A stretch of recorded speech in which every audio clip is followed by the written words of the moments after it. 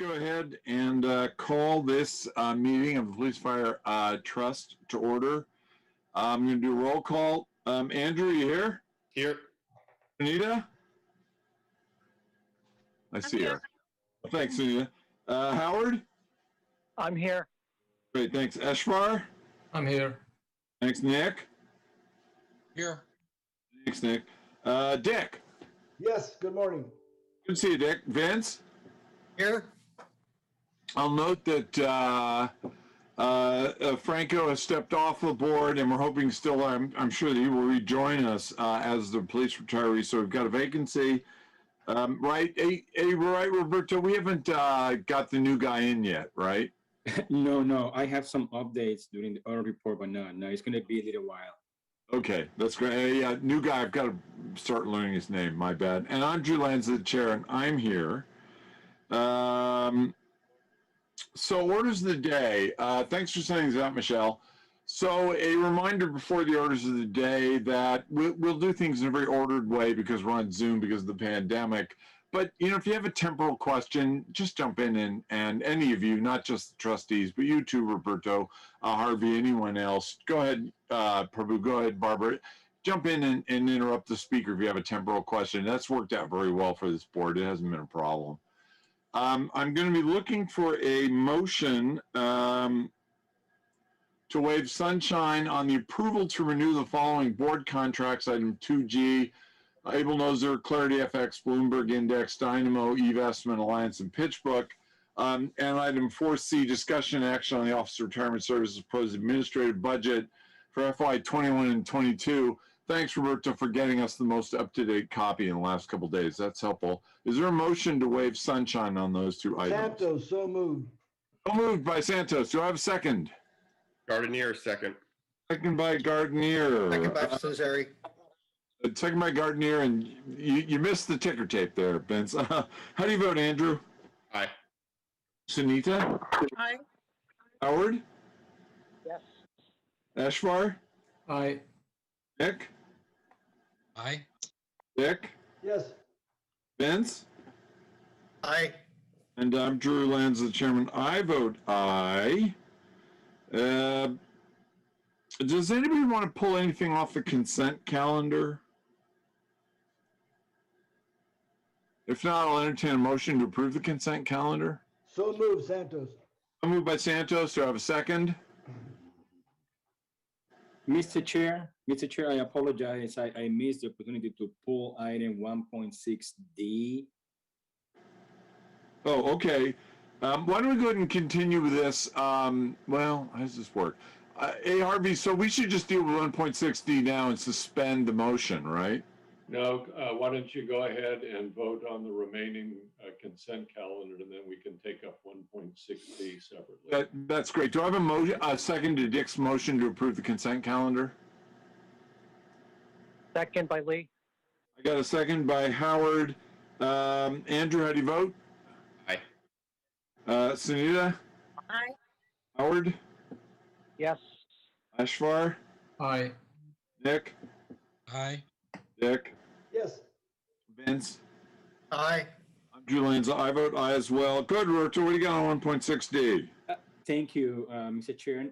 I just wanted to make sure that it was known publicly, the communication by the city that they will be making the contribution beyond the cap for the healthcare. I know all of you had a chance to read it, but I just wanted to orally make it a public statement that that's the case. So even though the cap was exceeded by a small fraction, the city is going to be paying the full amount. So I would read that as a good sign, right, Roberto? Yes, so do I. Yes, that's why I want to make sure that it's understood. Yes. Great. Okay. That's great. 2A, over to you, Prabhu. Mr. Chairman, we need a motion to accept. I'm sorry. Thank you, Harvey. Do I have a motion to approve 1.6D? so moved, Santos. Moved by Santos. Do I have a second? Gardenier, second. Motion by Santos, second by Gardner to approve 1.6D. Going around the room. Andrew, how do you vote? Aye. Anita. Aye. Howard. Yes. Eshvar. Aye. Nick. Aye. Dick. Yes. Vince? Aye. As Chairman Trulan's, I vote aye. Hey, thanks for keeping me honest, Harvey. I owe you a beer. Thank you. Over to you, Prabhu. Thank you, Mr. Chairman. Before we move on to performance and Makita, I'd like to share a few numbers, as always, with the board. So last month, the pension plan returned 88 basis points, 0.88%, and the healthcare trust returned 1.65%.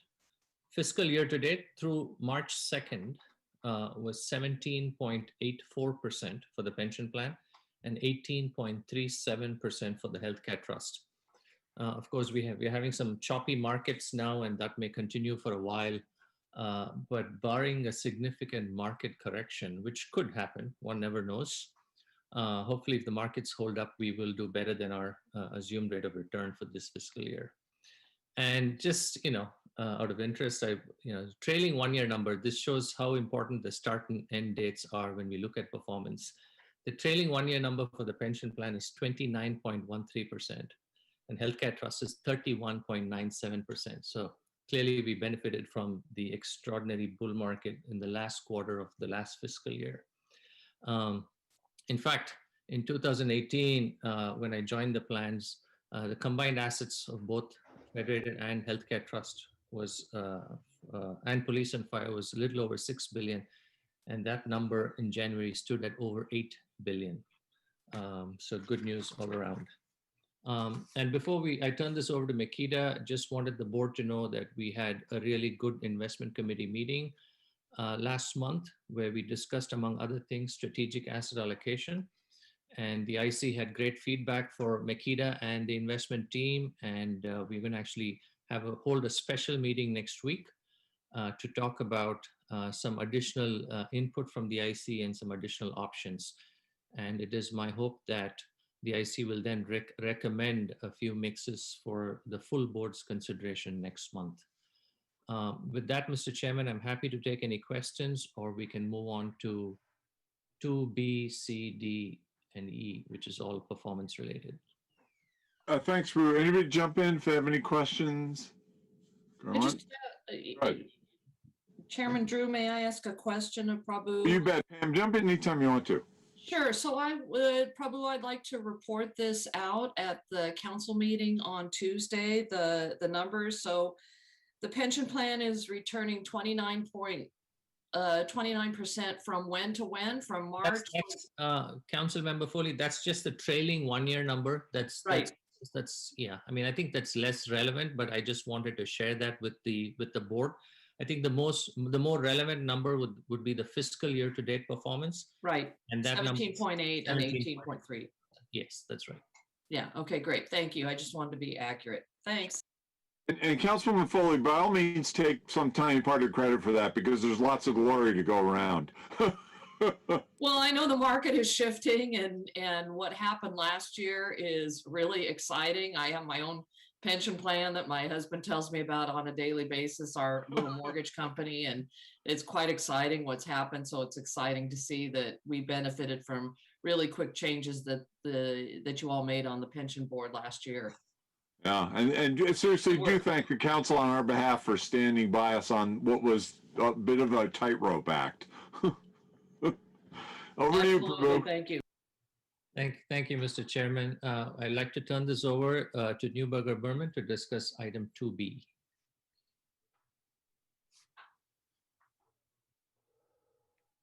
Okay. Hi, everyone. I'm Casey Boyer from Neuberger Berman. Happy to be with you all again this quarter. Thoroughly enjoy getting to join you on Zoom. So thank you for having me. I think having updates and being able to present to you quarterly is very helpful, so we can kind of see the growth that's developing. Private equity does take time to develop and time to invest through vintage years. And so I think now we're definitely in the process of starting to see some of those return generations coming to fruition within the portfolio. So Again, thanks for having me. So we are actually reporting on Q3. We obviously are already well into 2021. Our year-end Q4 numbers are in the works now, although it does take a little bit longer to report, giving year-end audit requirements. So we typically expect to report Q4 returns and performance at the end of April. However, we have started to receive some information already. I'll touch on this first page here, page 2, which is Q3, and then I'll also give a little bit of background on what we have started to see for Q4, because I'm sure that's a question as well.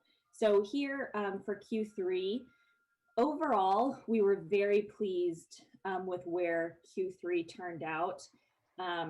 With Q2, Q1 and Q2 of 2020 were obviously the most impacted quarters from COVID.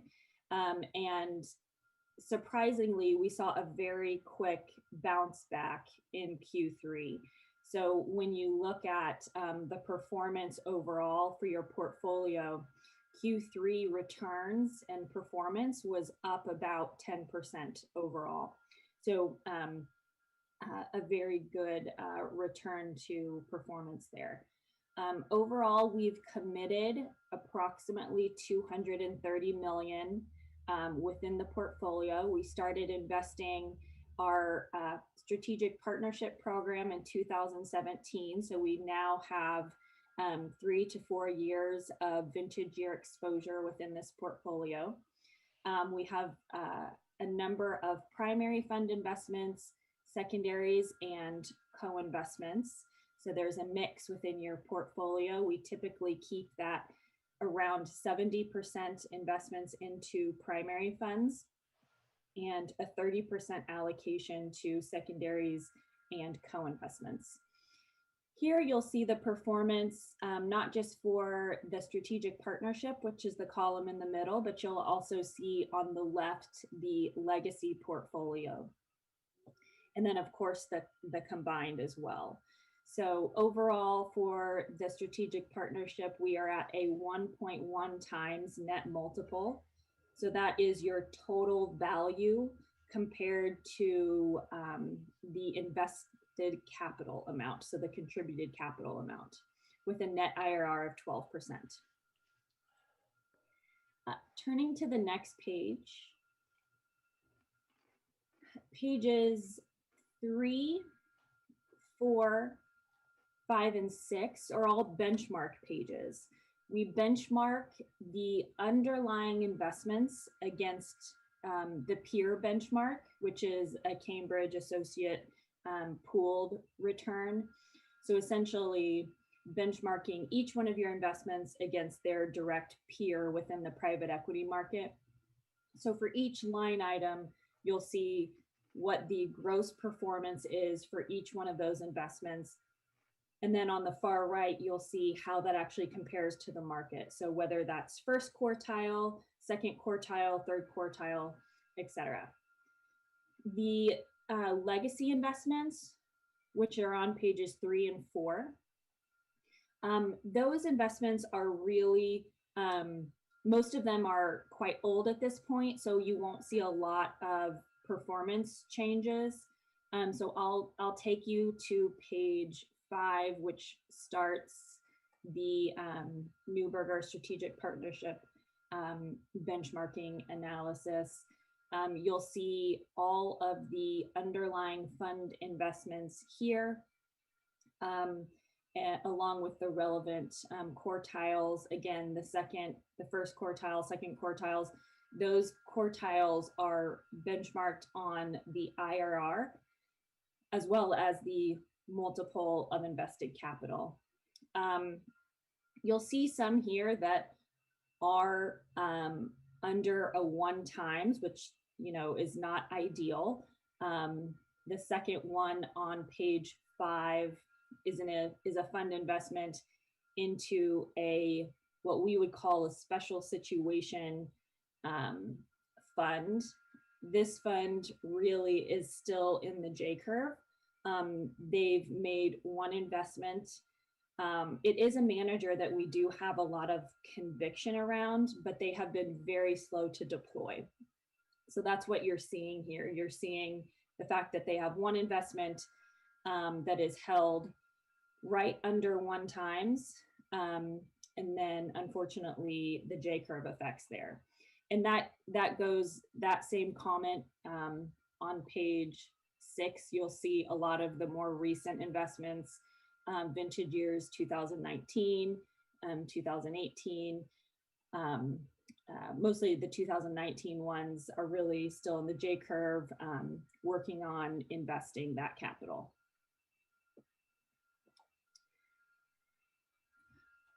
I will turn you to page 7.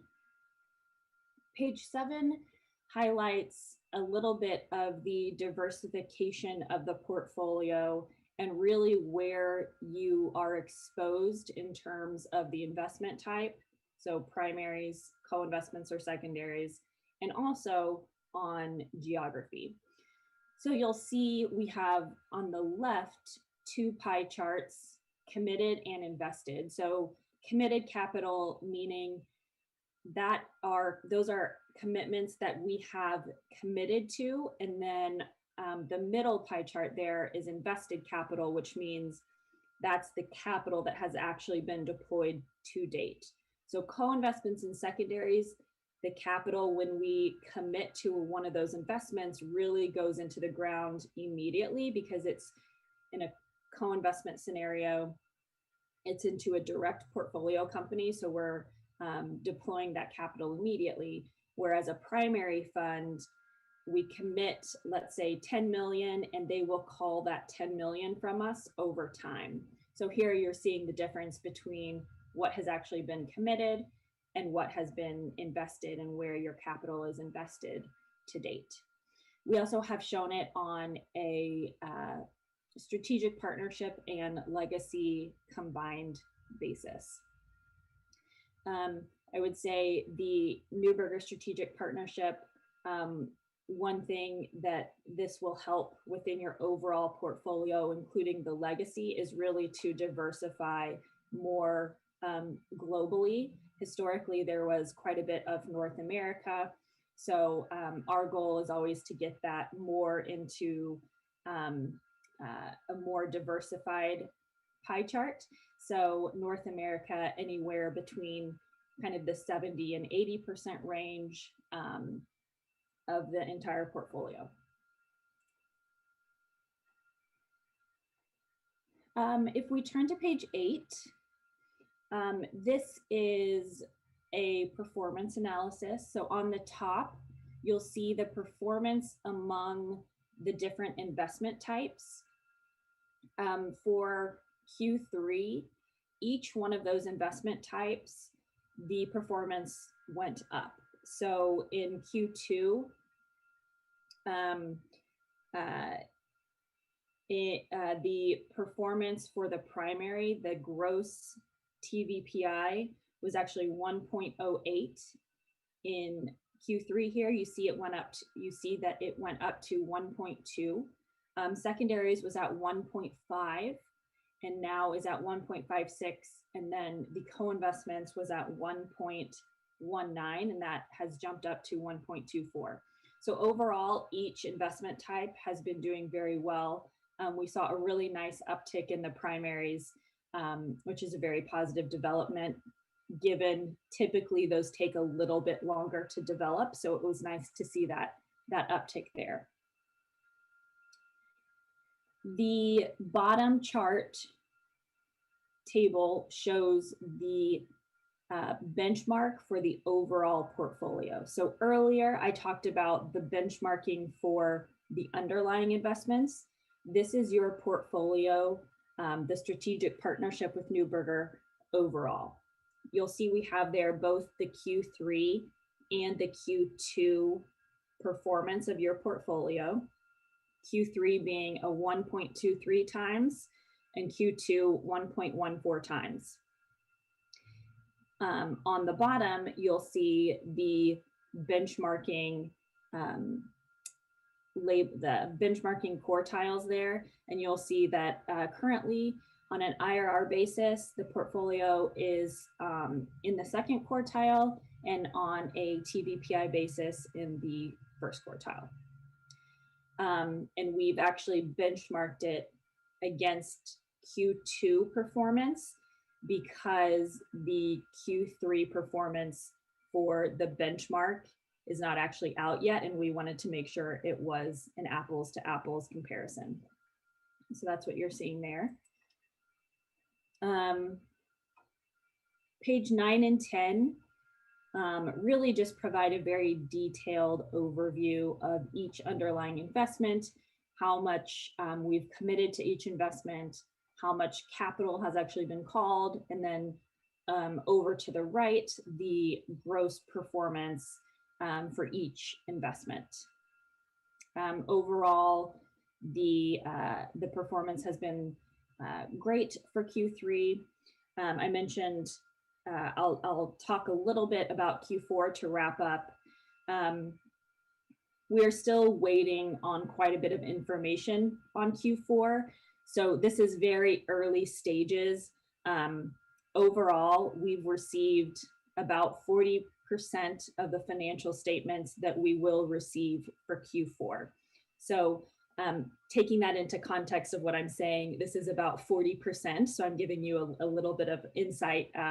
This could very well change. But overall, those 40% of information that we have received, the funds tend to be up about 14%.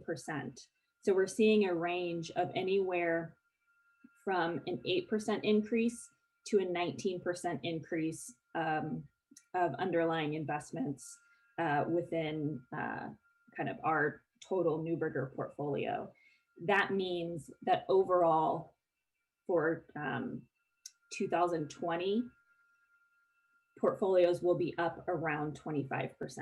So, you know, when we were sitting here a year ago, that would not have been our guess. We would not have thought that we would be in this scenario at the beginning of 2021. But private equity has fared pretty well during this most recent volatility. So with that, I will just open it up to questions. Happy to answer anything that you may have on the market or the presentation. Thanks, Casey. Anybody, feel free to jump in if you want to. Hi, Casey. This is Howard. I had a question. Yes. On slide, on this slide, it shows a great improvement net IR from Q2 to Q3 from almost 12% to 17%. I assume that was driven by mostly primaries in North America. I didn't go into all of the portfolio listings, but was it one fund or one investment that drove all that, or what was the reason? Yeah. So I would say it would be a lot of the primary investments. I mentioned, if you look at the top chart there, showing each individual investment type, the biggest gain was the primaries. It went from a 1.08 times to here, which is a 1.2 times. So the Q3 jump in primaries was the largest out of these three. And it's also where we have invested most of your capital. So when you're seeing that jump, you know, we are doing about, if you look on the page before it, page 7, you'll see primaries on the invested capital chart account for about 50% of how much capital you have in the ground. So seeing that uptick there, that's likely where most of the value driving was coming from. Okay, yeah, I just wasn't sure if it was just coming from one or two spots within the portfolio, or I knew it was primaries, but I thought there might have been someone outperformed in one of the. I can dig into it. Thank you. Yeah, there was quite a bit of if you go to page 6, there were a couple funds that did really well. There was one venture fund in particular, investment 40, that had a really great quarter, and was written up quite a bit. The commitment amount for that one is somewhat, lower than some of your other commitment amounts. But overall, what we have seen across investments, a majority of them are all being written up. So I wouldn't say there's any one in particular that's really driving it, but the whole basket. Okay, great. Well, thank you, Casey. Yeah. Anybody have any more questions for Casey? Yeah, Sunita, I have a question. On page 7, how does this compare with the allocation that's been made? Because obviously there's a big difference between, is the committed capital roughly in the proportion of what the IC has approved for allocations? Casey, So- I'll go ahead and take that. Okay. So the IC and the board have approved an asset allocation that is to buyout as a whole. When we launched this program in 2017, we did kind of discuss with the IC and what this program would look like, and this is in line with that expectation. It's something that we discuss on an ongoing basis with Neuberger Berman, but they don't, the board and the IC don't explicitly express an allocation to these particular sectors or geographies. Okay, so, I mean, do we expect the invested capital, maybe I'll ask this slightly differently, to converge to the 75-25 on the left? Or? Yeah, we expect over time as our committed investments continue to call capital, that those two charts will be much closer together. So ultimately, you would expect, the geographic diversification to be very similar to the committed capital. Okay. And one more question. So 641 million today is what percentage are we fully allocated to private equity? Or? Yeah, so let me, I assume you're talking about the number on this page right here. Yeah. Mm-hmm. So because the commitment number never decreases over time, that number will always increase. It's not the best measure of our current allocation. The way we're measuring our exposure is our net asset value as a percentage of plan assets. So kind of in line with what you would see on the public side. We're pretty close. While I'm sharing my screen, don't think I can pull up the actual data, but we're very close. We might even be a little bit over that 6% target. Yeah, I don't need the exact number. I was just trying to get a feel. And then one clarifying question. What's the difference between TVPI and MOIC? So technically, there's not a huge difference in terms of what the actual definition is or how it's calculated. Most times people use a TVPI when they're talking about net numbers, and MOIC when you're talking about gross numbers, but they are the same calculation. Okay.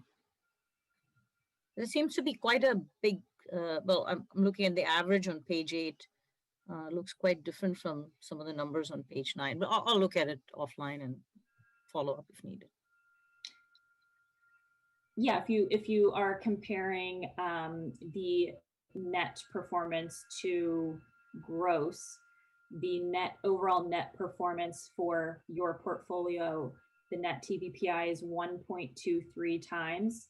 And on page 10, you'll see the gross MOIC is 1.24. So actually a very, very tight band of difference in performance. Thanks. Mm-hmm. That's all I had. Thanks, Sunita. Anything else anybody has for Casey? Back to you, Prabhu. Thank you, Mr. Chairman. With your permission, I would like to invite Nikita, Laura, and Jared to present items 2C, D, and E with sufficient time for questions after each item and at the end as well. Good morning, everyone. I hope you're all doing well. Happy March. I'm feeling hopeful that spring and longer days and more vaccines are on the horizon. I have your private equity report first today, and then we'll move on to Jared talking about pension and healthcare performance. As you know, this is the public version of the report. We provide some additional detail to your staff. And as Casey from Neuberger Berman noted, this is as of third quarter, so ended September 30th, 2020, given the lag in private markets reporting.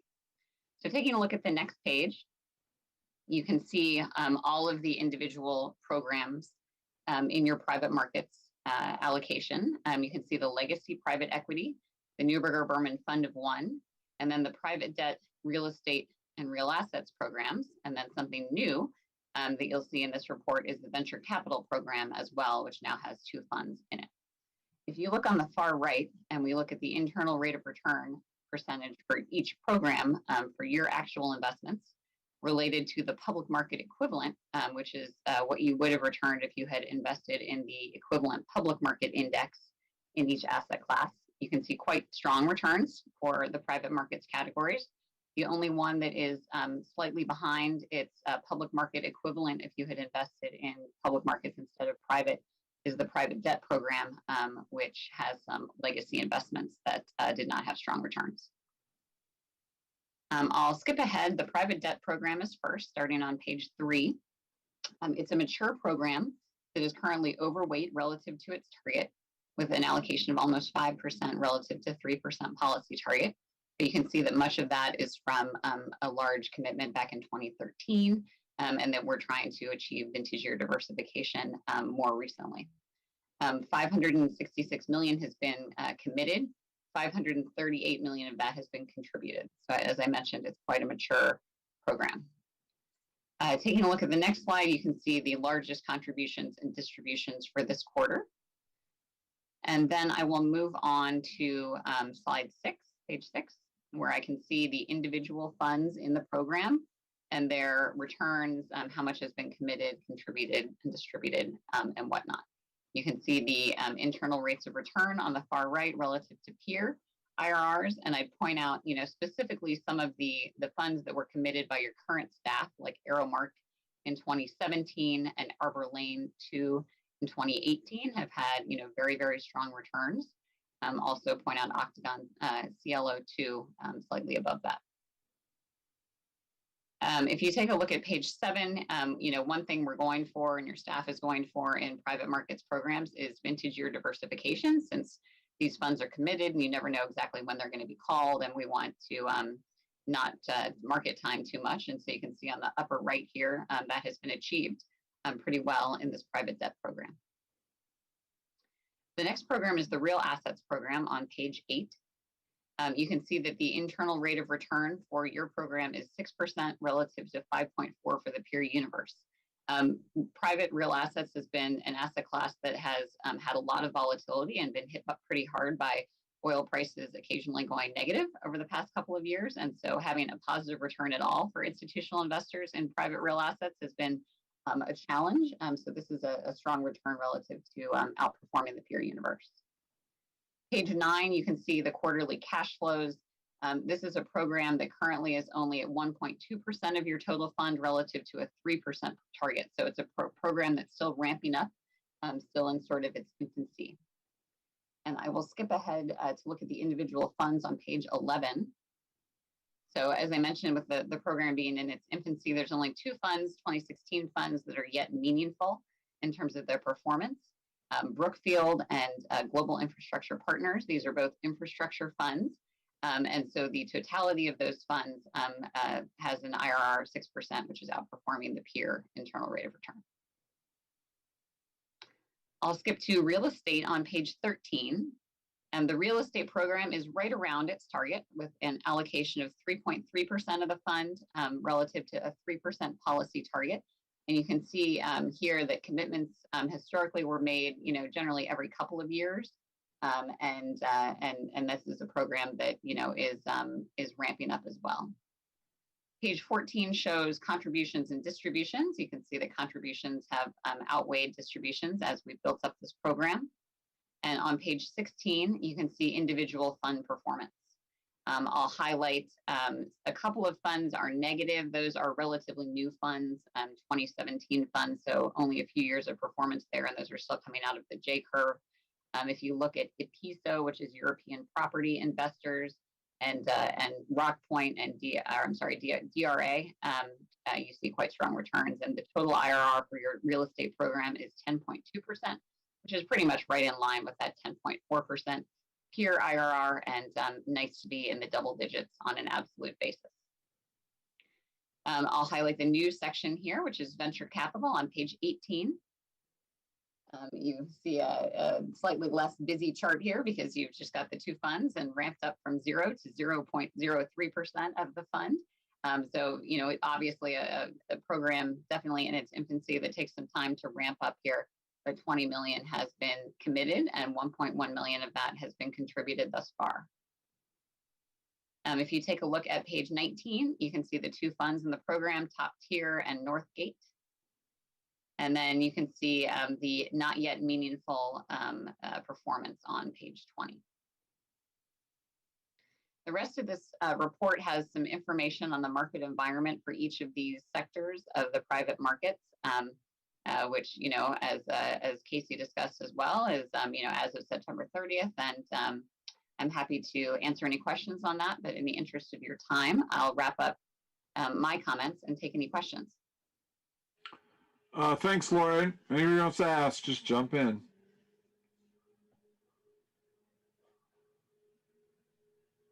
You hooked everybody with that idea of a warm spring, Laura. Everybody's waiting to go out and get a tan. The time change is coming up. Sure, I got a question. So a question I have is related to the private debt side. The returns and results have been much better over the last few years, particularly when it's compared to nearly 10 years ago, a few of the funds that we had. I'm just curious, either from yourself or from staff, what may have changed on the due diligence side or research side that's helping improve our results here? Thank you, Vince, for that question. I'm going to ask Brian to jump in and Laura to also add any comments. Sure. So, I mean, I'd love to say, we're just really good at what we do, but it's not that, frankly. When we started becoming significantly more disciplined in building a private markets program, really across all of our asset classes, it became a portfolio sizing discussion. It became a philosophy about not just doing manager due diligence, but actually deciding within a particular asset class what area is most attractive. Do we want to be in kind of direct lending, or do we want to be in more special situations investments?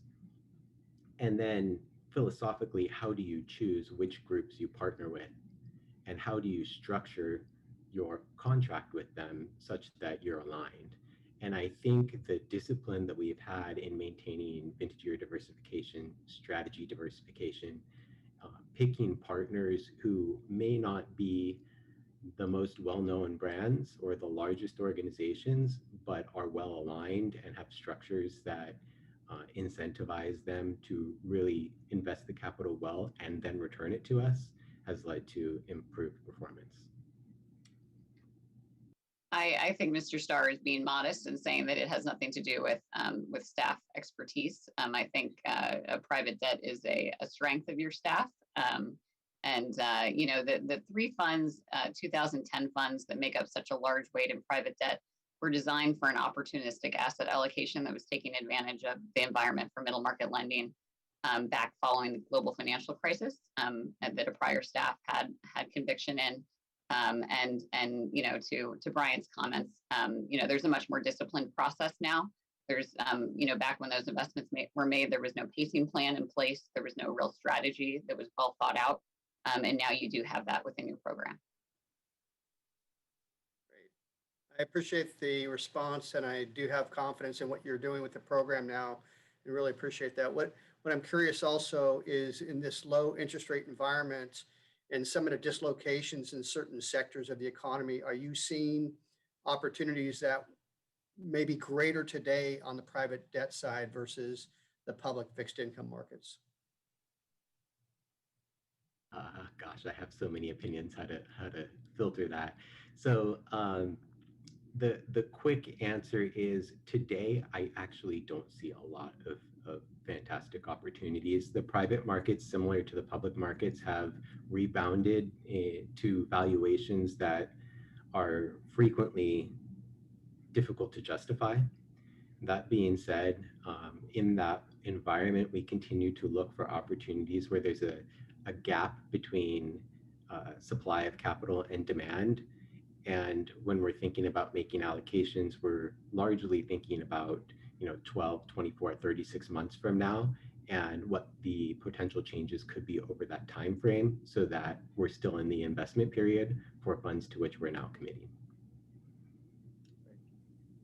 All right. Thank you very much, Brian. That's all the questions I had, Drew.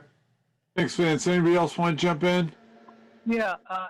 Hi, Laura and Brian. I have a question. Going back to real estate, Laura, you mentioned that it seems to be tracking. And given the way 2020 is occurring, and I guess, is there a point of view how real estate will continue to perform for the balance of the year? Dinesh, if you're on the line, that would be a great question for you. Yeah, this is Dinesh.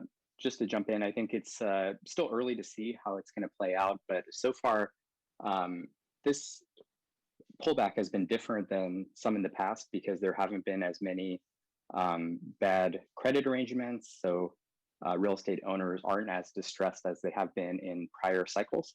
So the stress has been more directly within the retail and hospitality sectors. And the other sectors that have some uncertainty, like office, where there's uncertainty on how much people will actually use offices in the future, it's more of a wait and see approach. And so far in 2021, the transaction activity was looking like it was going to pick up. But then as some more news about the vaccine started coming out, a lot of the sellers that were looking to liquidate some of their properties are starting to hold on. So there's still less price discovery on where properties will sell at and where valuations will eventually end up at. So just to share some color on where we're looking at opportunities for 2021 is groups that have ability to turn over different rocks and find good opportunities, both on an off-market basis or really custom special situations where there might be an owner that's undercapitalized or non-institutional owners that have real estate that they'd like to unload or partner with someone else that can help them improve the operations. So we're looking at those groups that have experience in these kind of situations to take advantage of this. And perhaps in 2021, 22, there might be more distress, although it'll be less than past cycles because of the improved lending standards that have been in place over the last 5 to 10 years. Okay, great. Well, thank you. Thank you for the explanation. Thanks, Howard. Anything else for Laura, the team? Going once, going twice. Back to you, Prabhu. Thank you, Mr. Chairman. I'm going to hand over the baton back to Laura for 2D. Yep. Great, thank you. So we have your full 2020 calendar year pension performance here, and my colleague Jared Pratt is going to get into this in a bit more detail. Thanks, Laura, and hello, everybody. Good morning. So we'll just start here with a couple of economic highlights and market updates for the quarter before adding some details on your excellent performance for the past year. So for the fourth quarter, really an extension of the third quarter in terms of being a risk-on environment, and actually more so when you look at just the absolute level of returns you see here. double-digit returns in several equity asset class markets, as well as commodities. Note on the bottom, you see the Barclays Ag barely in positive territory. It was also the lowest on this chart in the third quarter with a similar return. And year-to-date 2021, it's actually been negative. So I think it's interesting when you think about it from the plan's fiscal year start, from July 1st until Tuesday of this week, the market has offered more than 30% returns in something like the Russell 3000 versus basically a 0% return in the Barclays Ag. So a huge spread there. Certainly back to the fourth quarter here, a lot of this positive momentum that equity markets saw, there was some election clarity and then also positive vaccine news and its implications on economies opening back up. Page 5, I think there's a couple of interesting dynamics that have played out here in the past year in particular. Something we've talked about before is growth versus value. So just to look at the fourth and fifth lines down, Russell 1000 growth and value. If you look at the one-year column, you'll see a 35% difference between the two, which is about as high as we've seen. Something else interesting that's happened, if you look in the foreign equity box, down at the bottom of that box, you see emerging markets in local currency up about 20%. And then the line right above it is US dollar returns at 18.3. So pretty similar, strong returns. If you go up a couple rows, you'll see the EFA in local currency. So developed markets in their own currency were basically flat. So trailing emerging markets quite a bit, but their currencies did well against the dollar. So you see that 8% return for the EFA in dollars. There's basically just a currency return, I think is interesting over the past year. And finally, on the 10-year column, if you look on the far right, you'll see the Russell 3000 up 13.8 versus the Barclays aggregate down here at 3.8. So for the past 10 years, you've seen 1,000 basis points per year on average outperformance of basically the US market over US bonds. So if I skip ahead to page 27, we can talk about the plan in particular. So you see 4.4 billion in assets at quarter end. That is up 600 million from the end of 2019. And most of that obviously from investment gains. All allocations are also near policy targets here. If we go to the next page, we can look at performance. So very good quarter on an absolute basis, 9% return in a single quarter, just slightly trailing some of these benchmarks. However, for the fiscal year to date period, up 16% in the 6 months that period covers, and ahead of the policy benchmark. And then for the 1 year period, up 13.7, well ahead of the top 3 benchmarks we're showing here. 14th percentile for the calendar year 2020 return, and that's out of about 80 peers in the universe of pension plans, public plans over $1 billion in assets.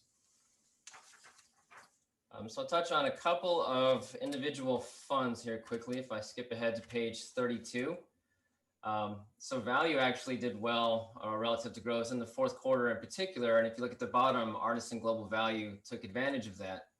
I think value did better just as a more cyclical companies in there with the news of vaccines and economies opening back up started to turn around. So you see the Artisan Global Value Fund here returning 22% in a single quarter, good for a top quintile return among its peers. I'll also highlight Oberweis here on page 34 at the top, an astounding 64% return just for the 1 year period, outperforming its benchmark by more than 40% on the back of a lot of strong stock selection.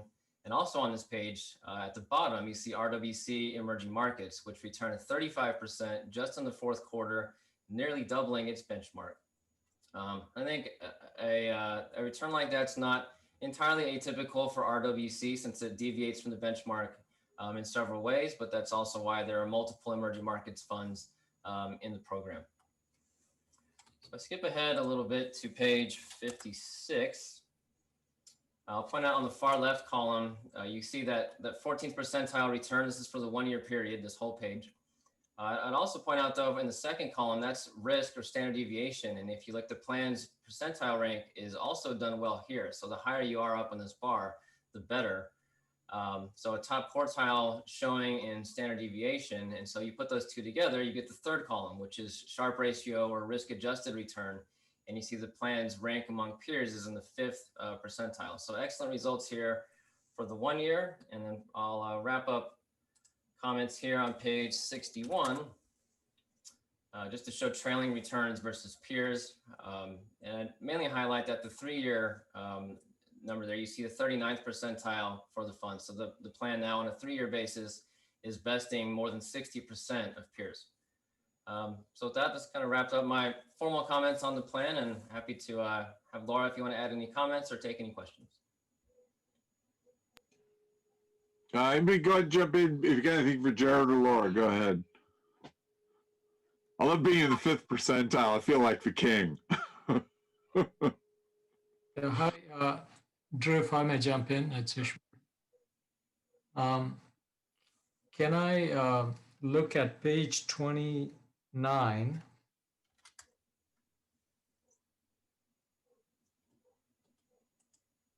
And I know we've discussed the private debt and the legacy problem.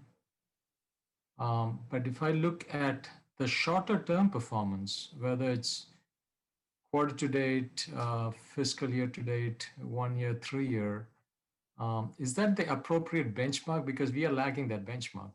So I'm just wondering why the shorter term performance does not show that things are better. I think there's two issues here. One being that this is a time-weighted return, which is not necessarily the best way to measure private markets performance, since these managers should be measured by how they call capital and distribute it, which this does not take into account. And that's why we really try to focus on the internal rate of return, or the dollar-weighted return on the private markets reports. So shorter-term time-weighted performance is really always sort of jumps around quite a bit for private markets. And, to your point, the longer term does not look great relative to the benchmark either, but I think that is more representative of their actual return. And the other issue then is just benchmarking in general for private markets. It's very difficult. It's something that we talk about regularly with all of our clients, because it's something everyone struggles with, and everybody has a different sort of approach to it. The one here of using the public bank loan index plus 2% is sort of what we would hope to achieve long term. If you're going to lock up your capital and invest in something illiquid, you want to do better than what you could have done in public markets. But in the short term, this benchmark is never going to be negative, no matter how decimated the, or it's very rarely going to be negative, because the benchmark has to be down more than 2% in debt, which is pretty rare. So I think it's an issue of the time weighted return, and the issue that it's really hard to find a good benchmark here. Okay, and Laura, while you're there, page 28. So the fund performance 16%, that's great. The investable benchmark 16.6 this fiscal year to date. How is the investable benchmark performance calculated? We have a slide towards the end of the book that that goes into I think it might be like the very last page, or here we are. So if you recall, when Cortex did their big governance project, they put in place several different benchmarks. So they're all weighted in different ways and use different underlying benchmarks that are designed to.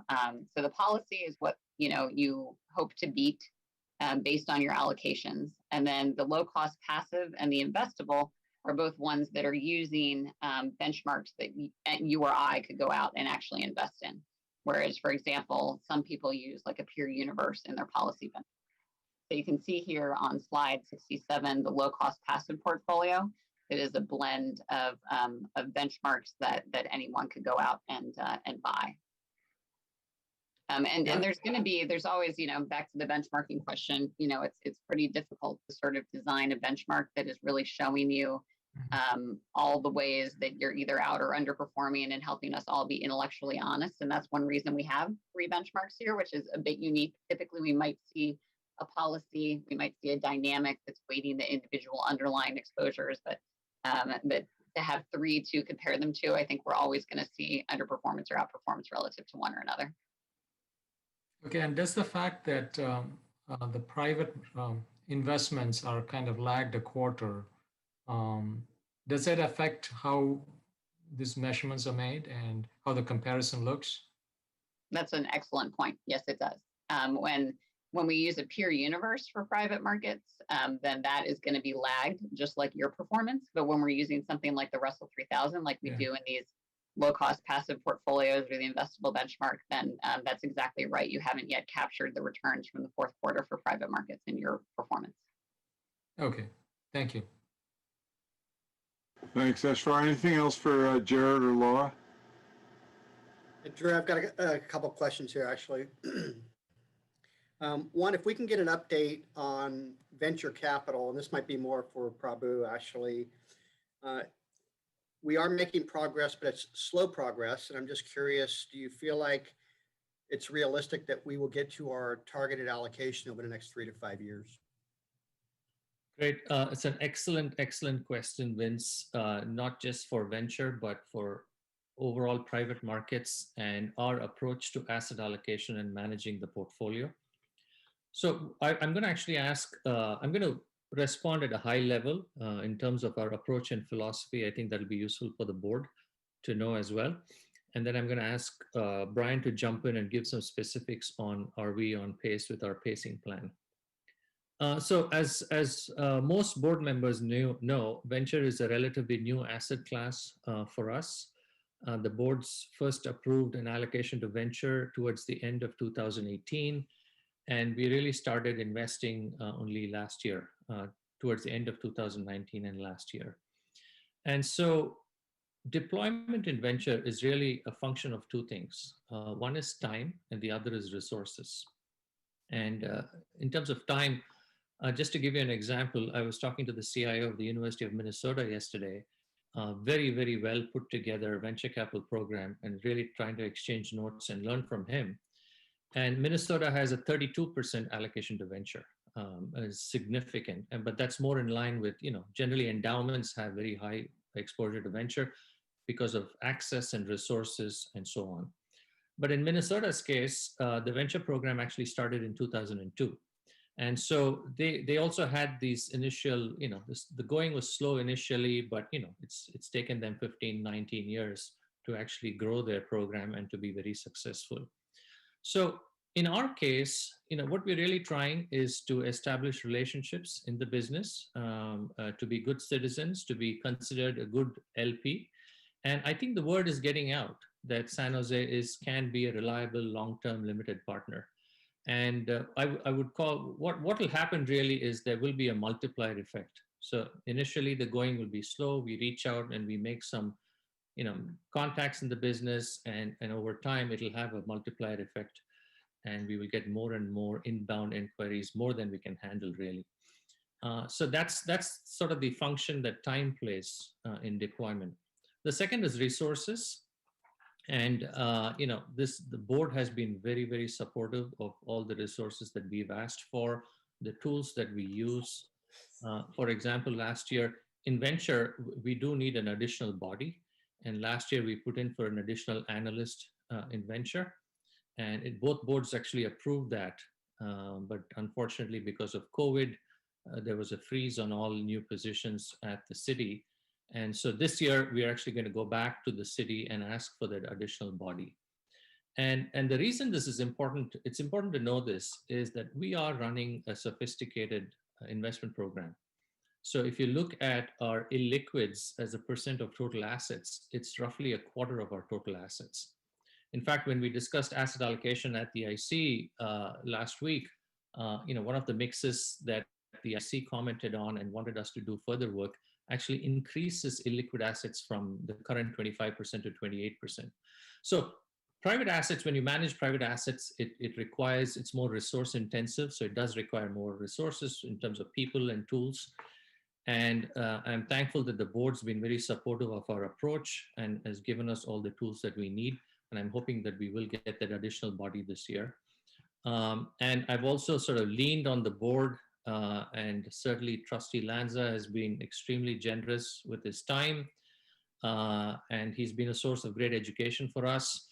And despite the risk of stepping out of the house during COVID times, I've actually pulled him out and had a couple of meetings with him along with a bunch of people. So thanks, Trustee Lanza, for that.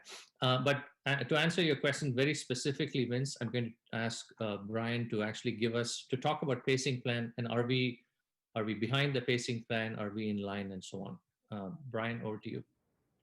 Sure. So, I mean, the question is it slow? Absolutely. And to a certain extent, that's intentional. So the board approved a pacing plan in June of 2020, anticipating 32 million of venture capital commitments over the current fiscal year.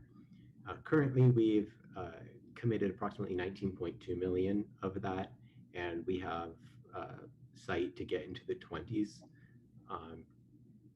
Predominantly through fund of funds, but also doing some direct fund commitments. When we think about hitting that target allocation, we've had to be very careful and somewhat conservative in doing our pacing plan, because venture capital funds have the longest actual lifespan of private markets. And because particularly when you invest in an early stage, it can take a while both to deploy capital and realize capital appreciation. You run the risk of, if you deploy too much soon, greatly overshooting your target net asset value.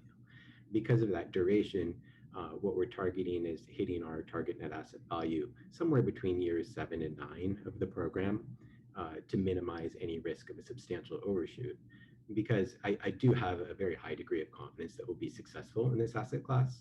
And that means that our performance should meet or exceed the median, which is the expectation that we build into our pacing plan objectives. I appreciate the thorough responses on that. That's very helpful.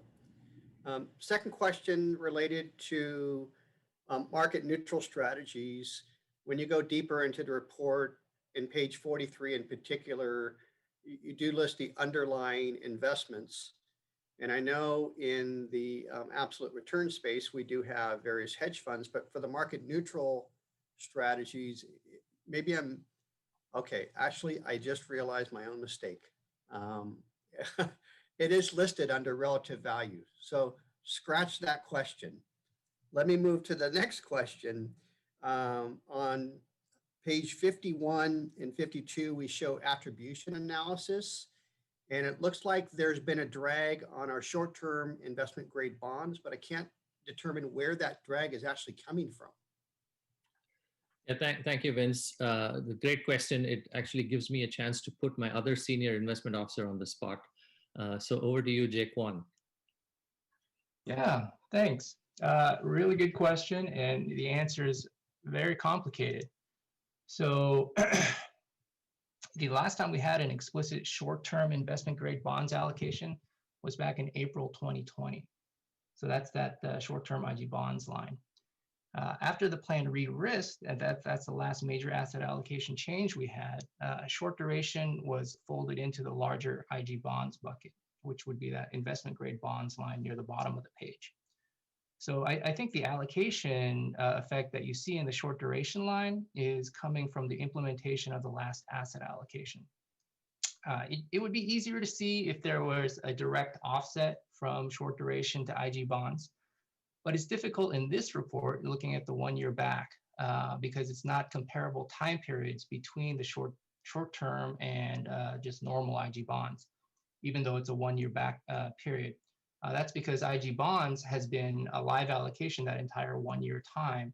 Short term was only, even if you look back 1 year, it was only alive between, say, the start of this one year look back, March to April, for a month there. And so that should, if this is working correctly, that line should be static. If you get a chance to look back to the June 2020 quarterly report, it's a little clearer. In that report, you'll see a negative allocation effect for short duration, offset by a similar positive allocation effect to IG bonds. So this is, I think this is an artifact basically of the implementation of that asset allocation change we did. Perfect. Thanks, Jay. I appreciate the explanation there. It makes total sense to me. Last thing I want to do is just kind of go back to something that Jared was touching on, because I think this is a really important point for our board to evaluate. And if you could start off going to page 58. So this, Jared was looking at the 1 year previously, but if we look at the 5 year, very interesting things jump out to me, and it's very similar also for the 10 year. We, in that second column in terms of our standard deviation, have consistently de-risked the plan. We've had low standard deviation, but to the point that we had de-risked too far and our performance ranking was consistently following in the bottom decile of our peer group or lower. Even though our risk-adjusted returns weren't that bad, you look at the Sharpe ratio rankings and the Shortino rankings, they look pretty attractive. But if we now move this to page 57, I just think this is props to our CIO who's been here for the last 3 years. We continue now to have a low risk profile, but our investment results have been better. We still have great risk adjusted returns, but it's, I think, the structure that Prabhu has brought to the portfolio, the enhanced value of the investment selection the team has done in manager selection, that we're now seeing not only a plan that has low risk, but we are no longer at the bottom of the barrel in terms of investment results versus our peers. Clearly, the 1 year results, if you know statistics, has a significant impact on the 3 year result. But in general, we're moving in the right direction. And I just wanted to point that out. I think it's an important balancing act that we've constantly struggled with in terms of considering the profile of the members of the plan, the maturity of the plan, and the leverage that our plan brings to our plan sponsor. Having a lower risk plan makes sense, but clearly we had gone too far for a while, and Prabhu's brought it back in the right direction. So kudos there. Vince, thank you for pointing that out. And if I may add something, just to clarify my earlier, just to add to my earlier comments on asset allocation, it's important for our stakeholders to understand, and we pointed this time and again, we run a sophisticated program. And it's not because we want to run a sophisticated program. It's not like we want to invest in private equity and venture capital. And we realize that these managers command higher fees. So it's not like we want to do this. And we've shown charts that show if it was 1995, we can be 60-40 or 70-30 and just simply invest in public markets and actually achieve our expected rate of return. But given what's happened in the market over the last several years, expected rate of return keeps coming down. And we've seen that even for this year during our asset allocation exercise. So in a way, we're actually forced to go beyond the comfort zone of public assets and lower fees. And we do have to have a sophisticated mix of assets, both private and public, both to enhance returns and, as Trustee Sunzeri pointed out, to reduce risk. So it's really a function of, our expected rate of return, our liability stream, that we've actually designed this asset mix. And while we continue to reduce costs wherever possible, the fact remains that we do have a quarter of the portfolio in private and illiquid assets. And I just wanted to point that out for the benefit of all our stakeholders. Thank you. Great. Thanks, Prabhu. No more questions, Drew. Well, let me, Vince, you're generous with the compliments, so let me turn one your way. I just looked on the calendar. It's going to be 9 years in 3 days that with that rainy day offsite the Hayes Mansion. And Vince, this is as much credit to you for sticking with a thesis you put out now almost a decade ago. And I'm sure you're beaming with pride when you look at charts like this. So you are right to thank Prabhu and his staff, but I think this board's right to thank you as well, Vince, for sticking with it for all these years. Thanks, Drew. Okay, Prabhu, back to you. Thank you, Mr. Chairman. And with that, I'm going to turn this over to, actually, I guess we haven't done 2E, have we? So Laura, 2E. We'll be quick here. Jared's just going to run through this quickly. Sure, sounds good. So you see 219 million here at the end of the year compared to 12/31 of 2019. It's a $50 million difference, about 50-50 from cash flows and investments. Everything near target here. As far as performance, Some strong results here. You look at top quintile results for the quarter, for fiscal year to date, and for the 1 year period. So strong across the board there. There's mostly passive investments here, but a couple that aren't, I'll highlight on page 26. Toward the bottom, you see BlackRock and Clarion Lion in the core real estate space have both done better than the benchmark over the past year. It's also good to see commodities on the bottom there with some strong returns on an absolute and relative basis, since they've had an otherwise rough ride for a while. And then finally, I'll just wrap it up on page 34, just to show again a graphical representation of the percentile ranks, strong for 3 and 5 years as well. So with that, I'm happy to take any questions. Thanks, Jared. Anything on this? If not, back to you, Prabhu. Thank you, Mr. Chairman. And just on healthcare trust, just for the benefit of the full board, while we do our strategic asset allocation exercise for the pension plan, we're also looking at healthcare trust, and we will come back with the recommendations at the next board meeting. With that, Mr. Chairman, I'd like to go to item 2F, discussion and action on the city's pre-funding option for fiscal year 2021-22. And this was actually discussed at the IC last month. And the IC did make a recommendation, but to talk about it, I'm going to turn this over to Officer Kwan. Hi, thanks for that. Let me take a little bit of a step back and start with a little bit of context for the trustees that weren't able to be there at the investment committee.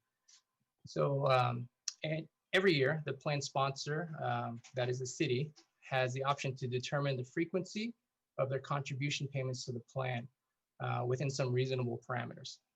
So the default assumption used to calculate the dollar amount of the contribution, of the city's contribution, is biweekly alongside the payroll calendar. So effectively, the city ends up paying alongside the employee's contribution.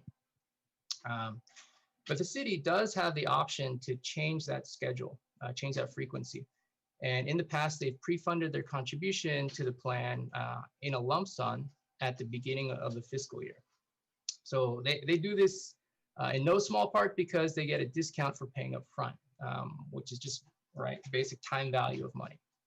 As it turns out, the size of the discount is determined by the board.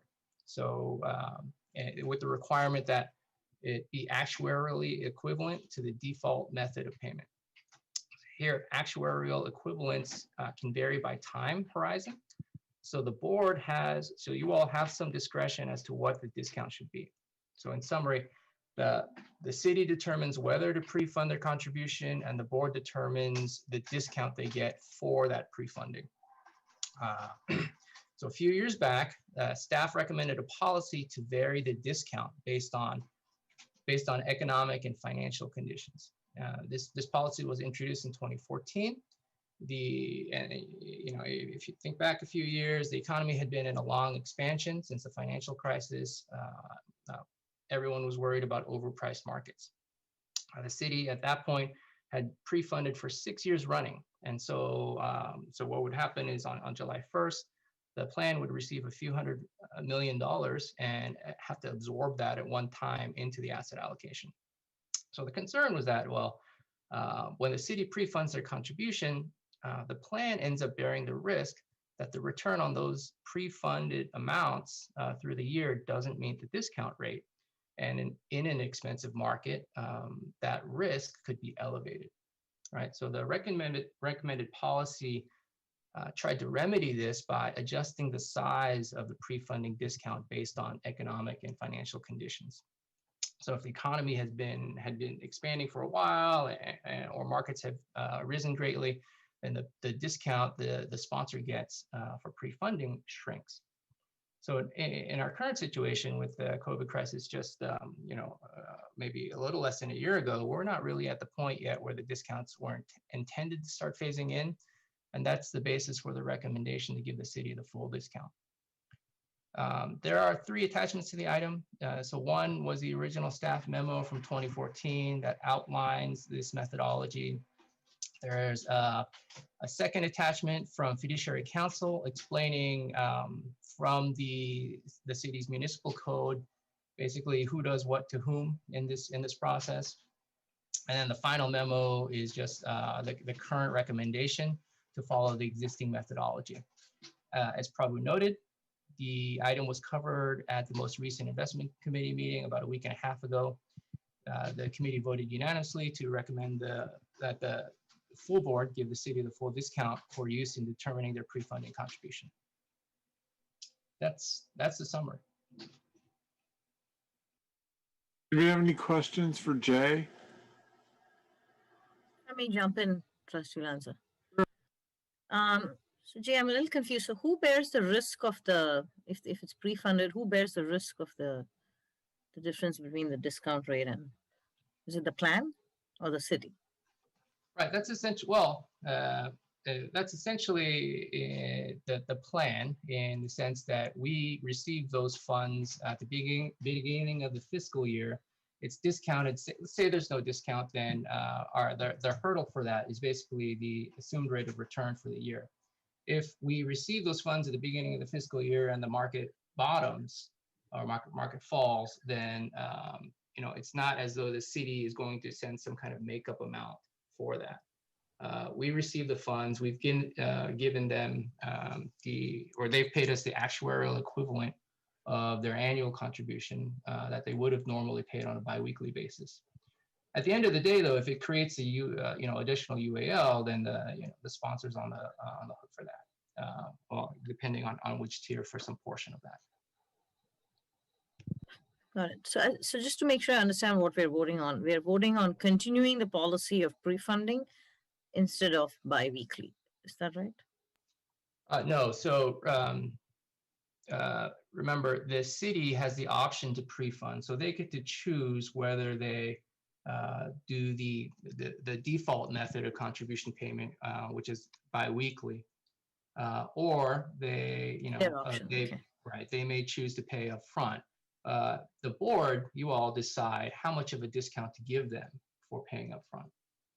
And the recommendation is to continue with the existing policy, in this case, to give them the full discount. Okay, thanks for clarifying. I get it now. Right. Yeah, it's a little confusing. See, it took me a while to. Anything else for Jay on this? If not, it looks like you got one more thing on your docket there, Prabhu. We need to vote on this, Mr. Chairman. I'll make a motion that we accept the recommendation and grant the city the full discount. Second, Santos. Second.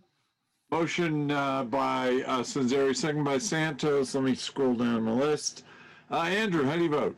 Aye. Sunita, how do you vote? Aye. Howard, how do you vote? Yes. Eshvar. Aye. Nick. Aye. Dick. Aye. And Vince. Or that Aye. was. Santos, That yes. was an aye. And then this is Chair Lanza. I vote aye. That motion carries. Yeah, good point. Back to you now, Prabhu, for that last item. Thanks for bailing me out, guys. Thank you, Mr. Chairman. So the next item reads approval to renew the following board contracts. And there's actually, the language is slightly incorrect. And I take full responsibility for that. And it's not the fault of our excellent admin staff. By the time I caught my own error, it was too late to change the language. So it should really read approval to renew the following board contracts: Able Noser, Clarity FX, and Dynamo Software. The other three items mentioned on that list do not need board approval at this point. So for those items, three items, Able Noser, Clarity FX, and Dynamo Software, I'm going to turn this over to our operations manager, Mr. Ron Kumar. Good morning, all, and thank you. So as Prabhu mentioned, that the three contracts that we're asking for renewal are Able Noser and Clarity FX, which are trading cost analysis service that they provide for our boards. We are requesting 3-year contract extensions, and these contracts have 30-day cancellation notice on there. And Dynamo Research System is a software program that we use for tracking manager contacts, storing documents, and retaining records. And we're requesting 2-year extension on this contract. And with that, I'll take any questions that you may have. Just one thing to add to what Ron just mentioned. You may ask the question why we're renewing this for two and 3 years and not on an annual basis. So there are some cost savings associated with actually being able to renew them longer term. And Ron has the actual dollar amounts if you need them. So that's why we decided that instead of renewing it on an annual basis, we would do it for a slightly longer period of time in order to get those cost savings. Yes, so if we were renewing this for a year, the cost would be about 10 to 15% higher than renewing for 3 years. We do have the 30-day clause, termination clause. So if we decide to terminate the contract, we are able to do that. Thanks, Ron. Thanks for any questions for Ron? Ron or Prabhu, this is Howard. Just a quick question. I assume you're very happy with the services. Have you ever in the past switched, terminated one and switched to someone else? Yeah, no, great question, Trustee Lee. Since I've been here, I've been very happy with services of Able Noser and Clarity FX, and they actually report to the IC every year, and they did report out to the IC last fall, and they'll do so again this fall. They do both a transactions cost analysis as well as a foreign exchange analysis. And we feel that the cost associated with that analysis is very, very reasonable. And Dynamo is a really good software that we use internally to record all our manager visits, our due diligence, and so forth and so on. And again, a study was undertaken sometime prior to my arriving at San Jose, and the landscape was surveyed, and these were thought to be the best providers. And in fact, Mr. Kumar and I spoke about this recently, and it is our intention, since some time has lapsed, to revisit these service providers in the fall. We're very happy with them and with the cost associated. We think it's very reasonable, but just because some time has lapsed, we are actually going to revisit all these service providers in the fall. Well, thanks. Thanks, Prabhu. Thanks, Ron. Any other questions? If not, I'll make the motion. As Prabhu noted, there's a slight glitch here. So I'm going to move that, let me make the note that the memo is correct. The agenda is slightly misleading. So the motion is to approve the contracts for Able Noser, Clarity FX, and Bloomberg Index Services. And let me note that we don't need to approve Dynamo, eVestment Alliance, or PitchBook. That's my motion. Do I have a second? There's a slight correction in what you said. I think you said we need approval for Bloomberg. Actually, we need approval for Dynamo. Oh, I'm sorry. Thank you. Prabhu is correct. And the motion is to approve Able, Clarity, and Dynamo. Dick, do you accept that amendment? Yes, I do. Second to the motion, Dick Santos approves that. Let's go down. Andrew, how do you vote? Aye. Sunita? Aye. Howard? Yes. Ishvar? Aye. Nick? Aye. Dick? Yes. Vince? Aye. Chair Lanza, I vote aye. Prabhu, do you want to close it out with anything before we go to Roberto? Thank you, Mr. Chairman. That's all. We look forward to continuing our SAA discussions at the IC next week and to bring it to the full board next month. That's great. Let me note for the record before turning over to Roberto that there are no old business continued deferred items. I'm not sure that's ever happened before, so I'm very proud of my new chairmanship. Over to you, Roberto. Thank you, Mr. Chair. So if you bear with me, just have a few announcements to make in my report. So you raised the issue before, Chair Lanza. The clerk office will start working on the election process for both positions, the active and the retiree police. So this is March. I will hope at the earliest that we can have one or both of those positions at the board for your June meeting, but realistically speaking, I would expect it to be for your August meeting, since in July there are no meetings scheduled. So just wanted to let you know, we will keep you posted. Also wanted to let you know that the RFP for medical board advisor is almost completed the work, and we fully expect the RFP to be going out by next week. I also wanted to share with you that eligible police and fire retirees should have received their annual Medicare Part B reimbursement letter already.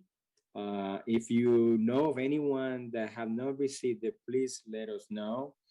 That's just a reimbursement to retirees or spouses and domestic partners and survivors that are enrolled in an eligible medical plan. And they need to complete and sign the Medicare Part B application form. And they also need to provide us with a proof of payment for the 2020 Medicare Part B premiums.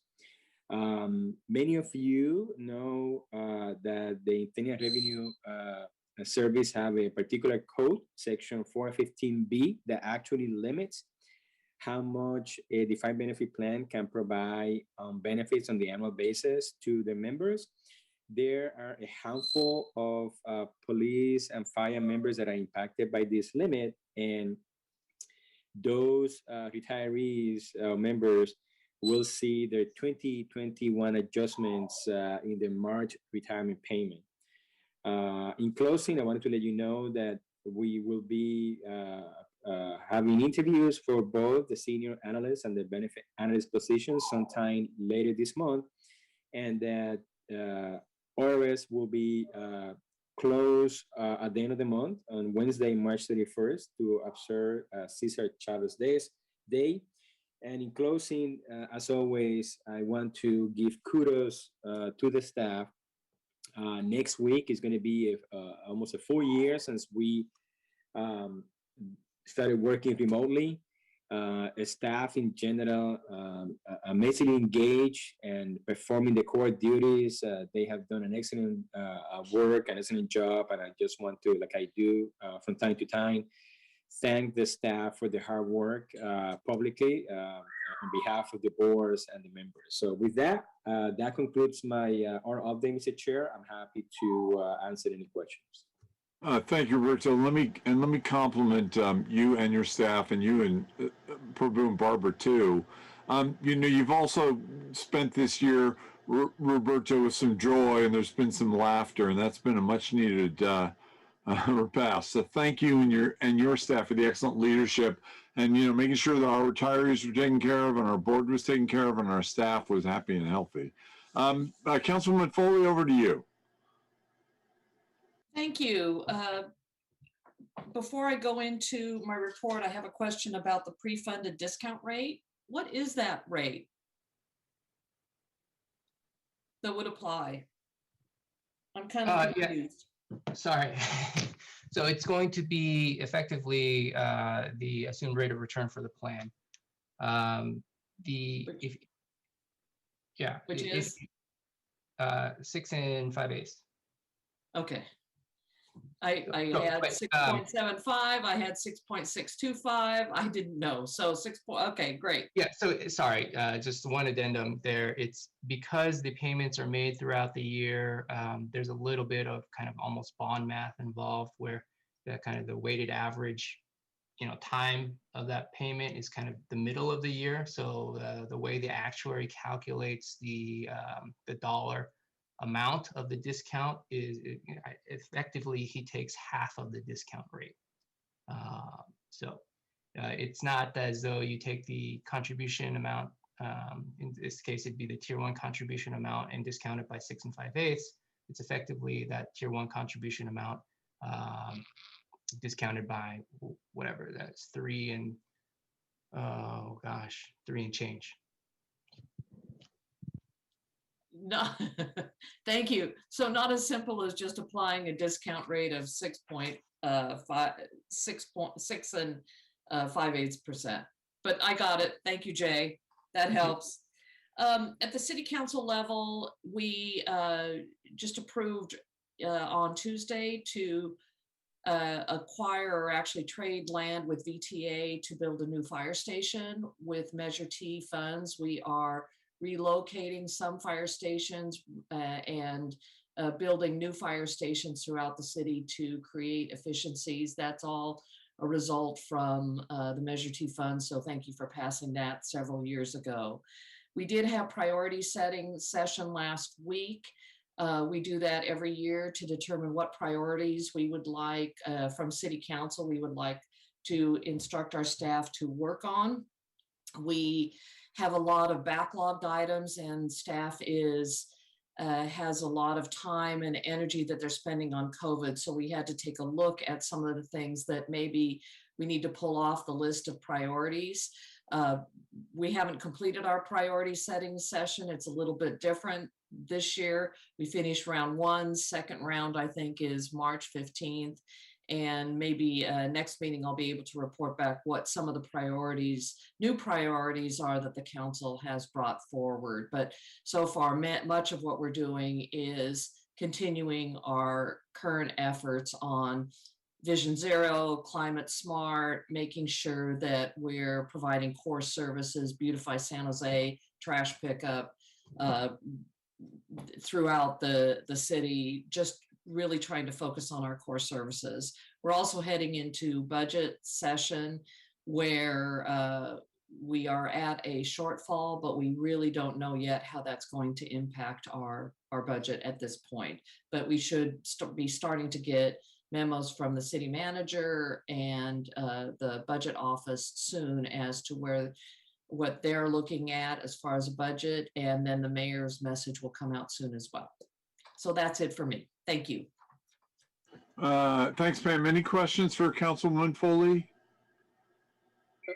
Mr. Chair, I don't have any questions, but I wanted to let Councilmember Foley and the rest of you board, which I failed to indicate in order report, that I'm scheduled to present in front of the City Council at your March 23rd meeting the actual evaluation results. So we are going to be providing a memo to the City Council and of course the PowerPoint. And so I will make sure, Trustee Councilmember Foley, to share with you the PowerPoint presentation in anticipation in case you have any specific questions in anticipation of the presentation to the City Council, any comments, okay? So I just wanted to let the board and yourself know about that. Thank you. Wonderful. Thank you very much. I appreciate it. Great. Any other questions for Councilwoman Foley? If not, back to you, Roberto. Thank you, Mr. Chair. So here we go. We do this every year. It's the budget time towards the late winter. And before we start, I just want to mention the budget process. First of all, Michelle is going to be nice enough to drive the PowerPoint presentation. There are 3 documents available to you. I'm strictly keeping my comments to my presentation of the PowerPoint, but please feel free to let me know if you have any questions about the other 2 documents that we provided, which is the memo, sort of summarizing the budget proposal, and then some further spreadsheets that we need to provide. This new approach is not as new anymore on the budget presentation and proposal. It's a little more detailed to you now than it used to be because as part of the city auditor's recommendation a few years back, you may recall that they recommended that we use the same presentation and the same budget information that we present to your boards for the city budget office and the City Council. The only difference is that when I go to the City Council, I don't have the detailed budget proposal you're going to see here this morning. Is a condensed version of it. But other than that, they receive all the same information that is here before you.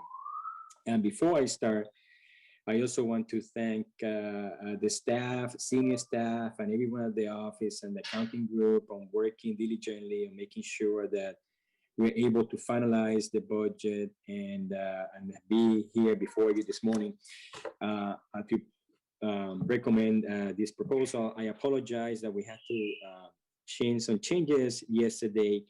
You may recall that at the last meeting, your board approved the contract. One of the contracts that you approved was the audit actuarial contract with Seagull at about $100,000 and we apologize. We actually did not include that figure in the budget. So as I was doing final revisions yesterday, I realized we missed it, so we had to change the number. So that's why you received an updated version late afternoon yesterday. So with that, I'm going to jump into the presentation. The budget at a glance, obviously, I just mentioned we have an expense breakdown. As part of the requirement by the city, we have to provide the sources of funds and uses of funds.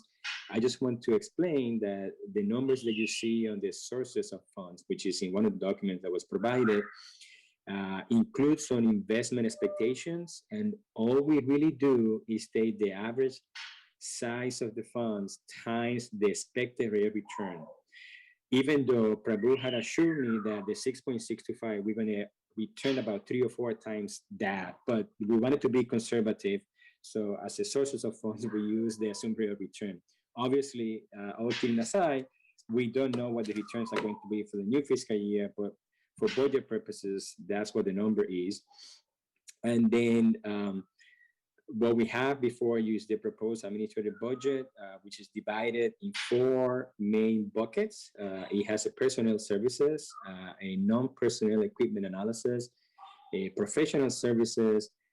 Then we close it out with the medical services analysis for the disabilities. And then we include some analysis in comparisons to other California plans based on comprehensive annual financial report numbers.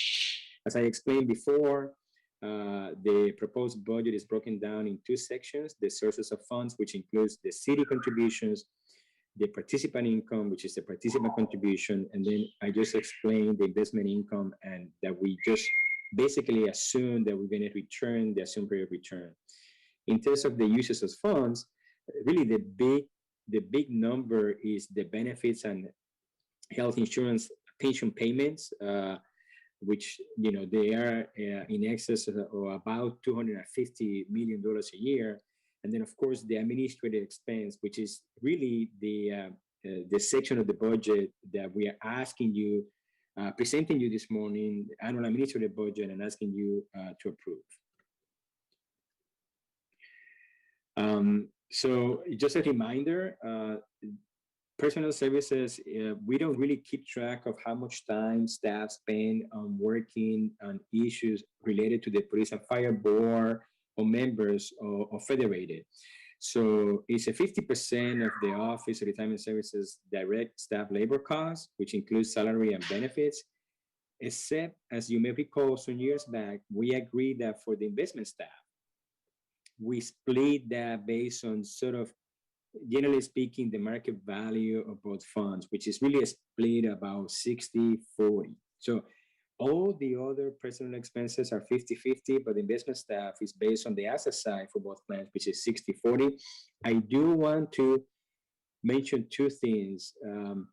The first one is that unlike our peers across the state, that when they propose an administrative budget, they do not include investment staff expenses in the budget, because by definition in the government code, they are to be deducted directly from investment earnings. We include it. And so I just want to caution you about that, because when we go at the end and we compare costs with our peers, having investment staff costs is going to impact the basis point cost on the personnel and the administrative budget. So the second bullet is non-personnel equipment.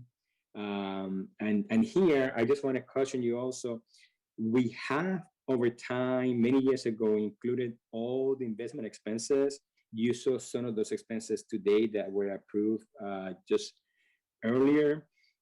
We have been sort of stripping them out of the budget over the last few years, the last of which was included in last year budget was the investment analytics. That was the last year that was included. This year budget does not include that cost. So this is the first budget that is before you that does not, that aside from the investment staff personnel, does not include any other investment related costs. And then professional services, legal, actuarial, otherwise. And as I explained, the medical services, which is the work by independent medical examiners and the medical advisor for disabilities. And that's it. So again, sources of funds, we can skip that one. I speak to it. We have different, and the uses of funds we had the last 5 years. So if we go directly to the budget, the total amount that we are proposing is in the fourth column. The proposed for 2021-22 budget year is $5.9 million. Obviously, the bulk of that is the personnel services, about $4.2 million. So we actually share with you a comparison between the proposed and number one, the amount that you adopted last year and the amount that we are forecasting for costs for the year ending on June 30th. Again, these are just estimated numbers because based on what we have spent so far throughout the year. And the total request is $5.9 million, which is about 5.21% increase from last year adopted budget. And the main reason for that, and you're going to see this, is twofold. And you're going to see this on the personal services, and I also have the org chart. We have added 1.25 positions to the budget. And that is, number one, you may recall that late last 2020 calendar year, we have promoted investment staff, one of the staff from investment analyst, investment officer, and again, investment officer to a senior investment officer. At the time, for the budget that is currently ongoing that ends on June 30th, we use the extra strength position. How do you call that, Benji?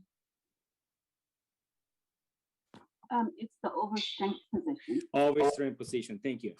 I'm thinking about Tylenol here. Overstrength position to allow placing the investment officer in the senior investment officer. With understanding that coming the budget year for 21-22, we were going to make the senior investment position permanent. So by going to that process, we added a senior investment officer position to the investment organization, which is the one position that we added. The quarter of the position that I'm referring to is we have a staff at the office that for many years, he was a permanent, full-time, 100% employee. And then we needed to provide some accommodations, which required that he could not work 100% of the time. He only worked 3/4 or 75% of the time. That's why for years, when we presented the budget to you, it indicated that we have 38 3/4 positions or something like that. Well, the member has indicated to us that he is planning on retiring at the end of this fiscal year. And that is a permanent position that we have at the office. So we are moving towards the new fiscal year with that position at a full equivalency, 100%. So that's what really explained the increase of 1.25 on the positions, and basically the main reason for the increase on the proposed budget versus the adopted. Can we go? By the way, as I go to the process, if you have any specific questions, please stop me and let me know. Michelle, if you can go to the next, thank you. So as I explained before, each one of the main buckets, we actually have very specific details, slides explaining where they're coming from. And so as I explained, we used to have 38 3/4 position in the office. Now with the 1.25 increase is a proposal of 40, which full-time equivalency per plan is 20. As I explained before, the proposal includes the additional senior investment officer and converting the 75% staff position to a full-time 100% staff specialist. If you can go to the next slide. And by the way, the number on the personnel cost is specifically related to the salaries of the staff today, and those that are at the top of their salary, then we're not envisioning any increases. Of course, we don't know if they're going to be CPI increases by the city at this point. But those that are not at the top, we do then estimate some increases on the annual review process. So just wanted to explain that. The rest of the cost, which is benefit rate, is whatever the cost is associated with which we get from the city as it relates to healthcare and pension benefits. So this is the org chart. As you know very well, we have the city council and the dotted line to both of the boards, obviously. And so the main issue here is twofold. We wanted to show you sort of like in light gray, the two positions that are added, the senior investment officer position, and the staff specialist that is converting from the 75 percentile to 100%. But we also wanted to note to you the 4 positions that are currently vacant in the budget, which is we have an investment analyst position that is vacant in investments. We have a staff specialist vacant position on the benefits, and then the 2 benefits positions, the senior and the benefit analyst that I mentioned in my report that we're going to be interviewing for those 2 positions later this month. If you can go to the next slide, Michelle. So the next main bucket is non-personnel equipment analysis. And so again, I wanted to make the point here, the decrease is somewhat misleading of 38.61% from the proposed to the adopted last year, because again, that number from last year does include the investment analytics and research budget of $435,000 that was removed. And again, the reason it was removed, as I explained before, we have been slowly but surely over the years stripping out investment-related expenses to make sure that we have a more apples-to-apples comparison with our peers across the state. This was the last item that needed to be deleted. And I believe I mentioned that last year's budget, that my intention was for this year's budget not to include the investment analytics and research budget. We also have a reduction on postage and supplies and travel. And we do have an increase in furniture insurance. You're going to see that increase when we have an item later here this morning where that cost is increasing on the annual basis. So the proposed amount, $752,000, and again, a 38.61% decrease from the adopted, and about a 31% decrease from what we are forecasting for this year. The next slide just provides you a detail of what is included in the non-personnel equipment. Total amount that we are proposing is $726,000. The largest of those expenses is the rent, which we actually agreed to just in time for the pandemic to begin and start working remotely. And then the other big item is the insurance, fiduciary and commercial liability insurance. And again, you're going to see that item coming up later in the meeting. And the other ones, again, as you can see that I'm not going to go through the specifics, but if you have any questions about them, I'm happy to address them. If we can go to the next slide, the next one is professional services. The proposed amount is $867,000. Again, this is the portion of the budget where we have failed to include the actual $800,000, and we have to add it at the last minute. So it is about a 7% increase from the adopted from last year. And so professional services, again, increase because of the additional of the actual audit. In fact, if you strip out the actual audit and you compare apples to last year adopted, which did not include the actual audit, it would have been a decrease in the request. Just a note here, we always want to remind you that the costs associated with the new patient administration system, they're not included as budget, as those costs are actually being capitalized as part of the assets of the plan. The next slide actually presents the detail of the request for $867,000.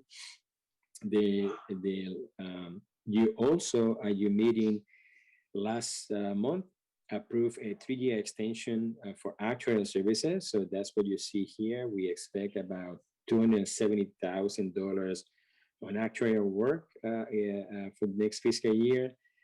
Legal, which is led by general counsel, but it also includes other types of legal services, which is investment and disability and tax. We are proposing $260,000, and that's actually based on looking at prior years' expenses. Again, the actual audit that I mentioned of $100,000. The audit, which also you're going to be approving later, hopefully later this morning in your meeting, that's the financial audit to be produced by Grant Thornton of $83,000, and so on and so forth. We do have 10 agencies, and that is because we have the ability to, as you saw, we have some vacancies, actually at this point 4, within the office. And so from time to time, we do use temp agencies to fill positions for help. And that's what that's about. And then the pension administration system for web changes, and disaster recovery and everything else, $16,000 a year. So that's what comprised the total $867,000 for the fiscal year 21-22. If you can go to the next slide, Michelle. So medical services, this is the last big bucket. Again, this one is in terms of the work associated with the medical board advisor and also the work by the independent medical examiners. There's a decrease that is considerable, about 50%. And the main reason for that, obviously you can see the adopted last year was 218,000. We were very aggressive on our expectations. You can see that the forecast for the 2021 year is 81,000. You see the proposed is higher than that.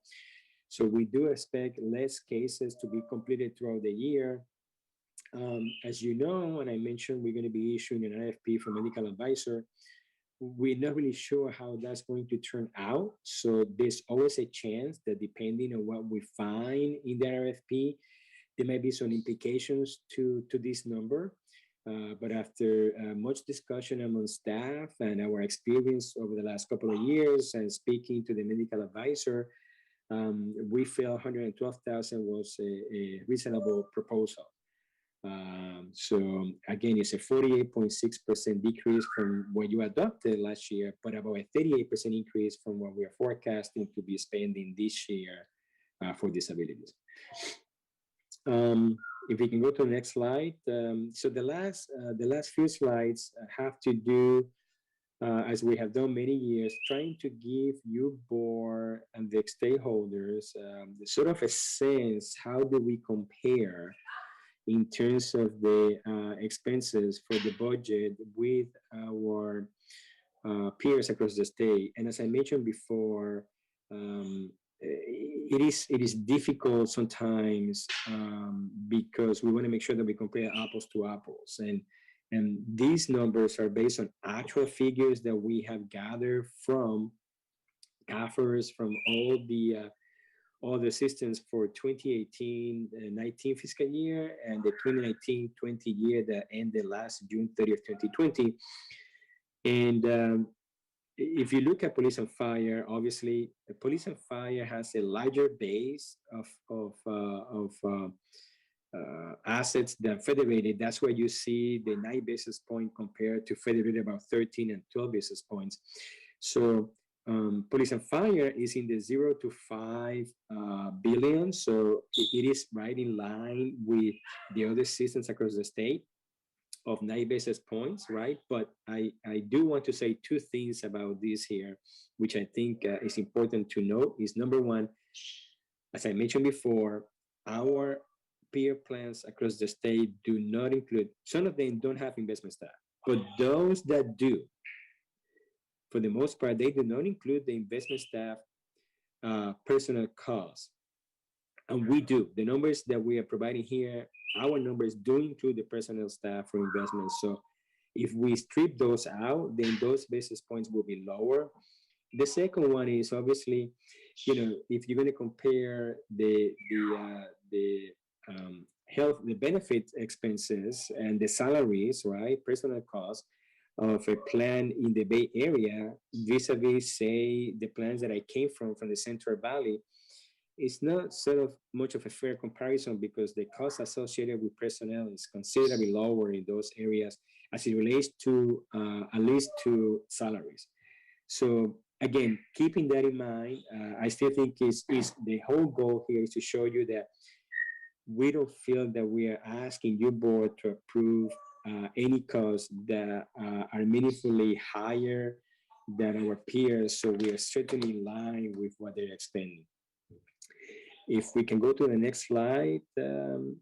Next slide is the same information of personnel services, but instead of basis points, it's dollars. And again, here, your dollars are higher than the 0 to 5 billions.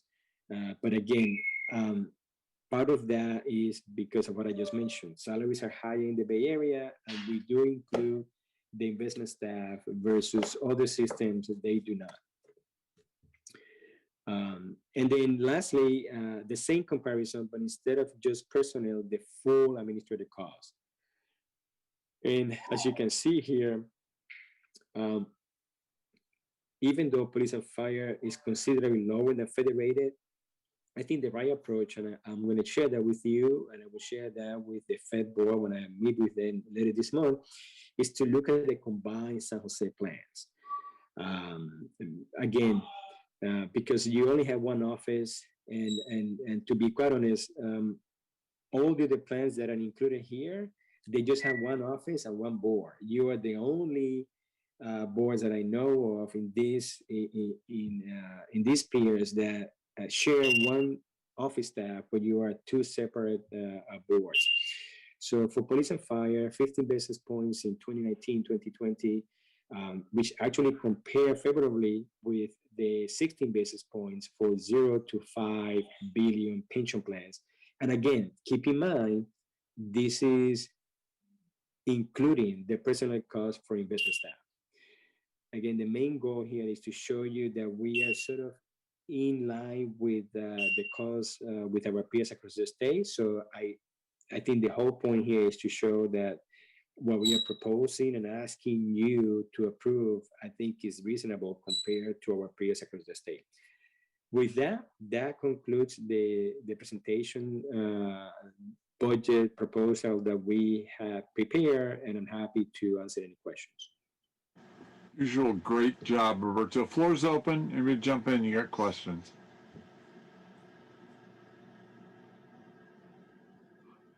Okay, well, that's I had one question. Good, Sunita. Thanks for bailing me out. So, we approved the medical doctor expense. That was, I think, $500,000. That where does that go? Doesn't go in services? What? This is for disability. I forgot her name. Yes. Oh yeah. Okay, yes. It is part of the budget, but the number that you're referring to, it was not 500,000 for the year. It is a cumulative number since her contract was initiated. Benji, is that correct?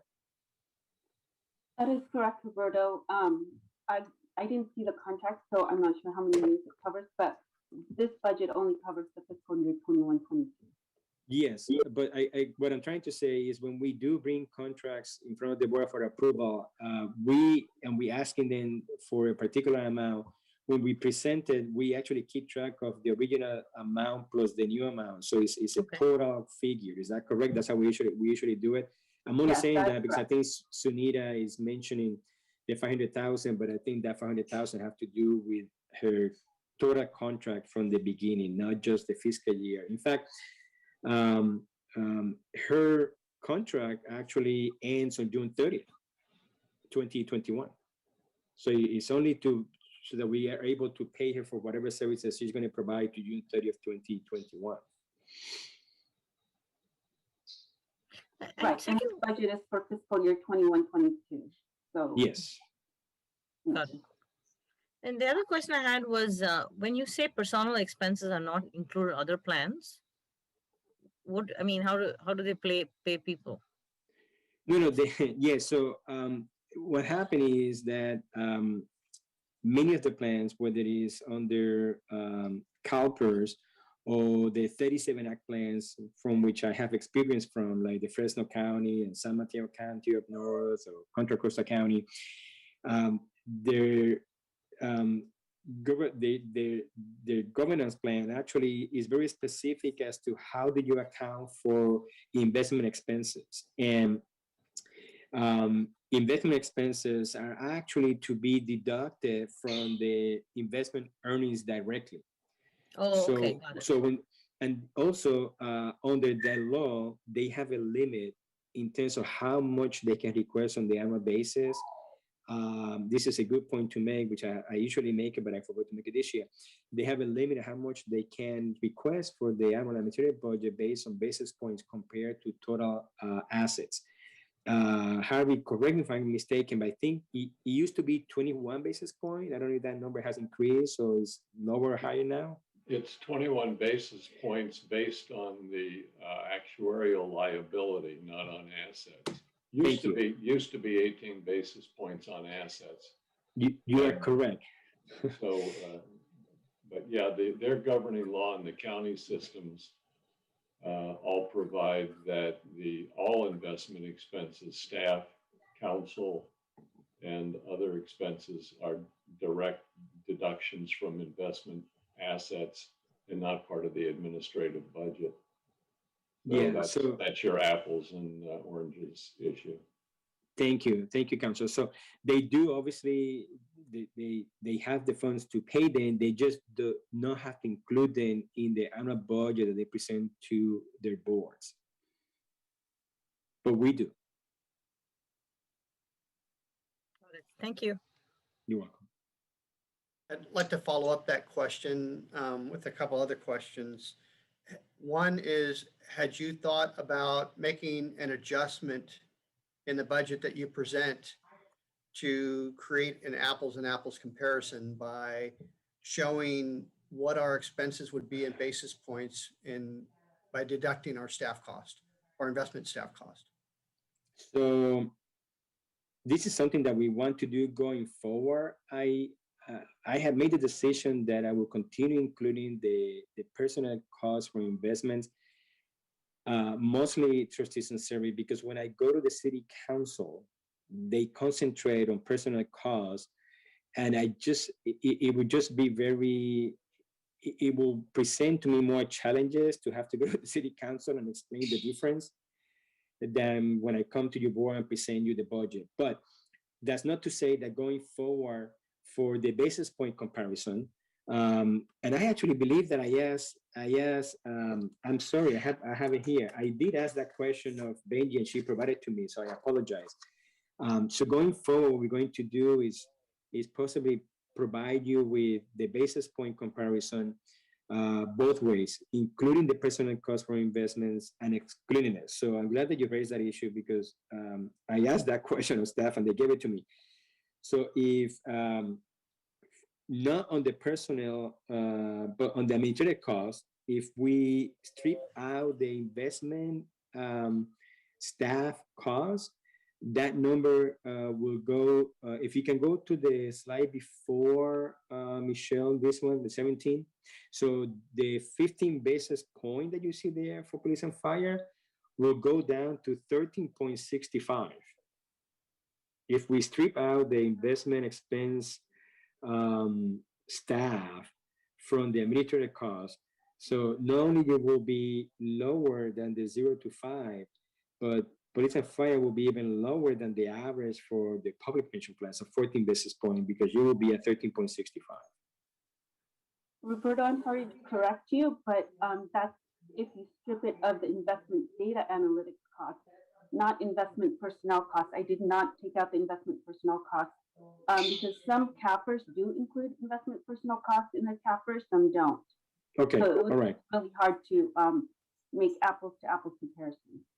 Okay, so I'm side corrected. Yes, I just, now that you mentioned that, I see here that that's stripping out the investment analytics of 13.65. Yes. But again, I think in the future, we will make sure that the basis point comparison is more apples to apples. I think by Benji's comments, it will be hard sometimes because we don't know which systems actually include, some others may include, others may not, in the CAFR. But in their administrative budget, they definitely do not include the personnel cost. So I apologize, I stand corrected. The numbers that I received having to do with investment analytics, not the personnel cost, Vince.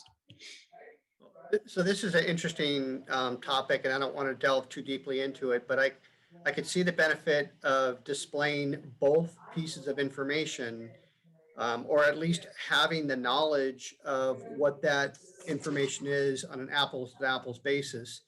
At the same time, it could then bring up targeted scrutiny on the amount that we're spending on our investment staff. Yes. So, I don't obviously want to create that dilemma for us, but I just think it's important if you're going to make a statement about the differences in how we're reporting, you might want to also know that other information. The second thing this brings up for me is going to our investment reporting. So when we report our investment results net of fees, which we just reviewed earlier today, does that include our investment staff? And is that consistent with how those plans of 1 billion or more are reporting?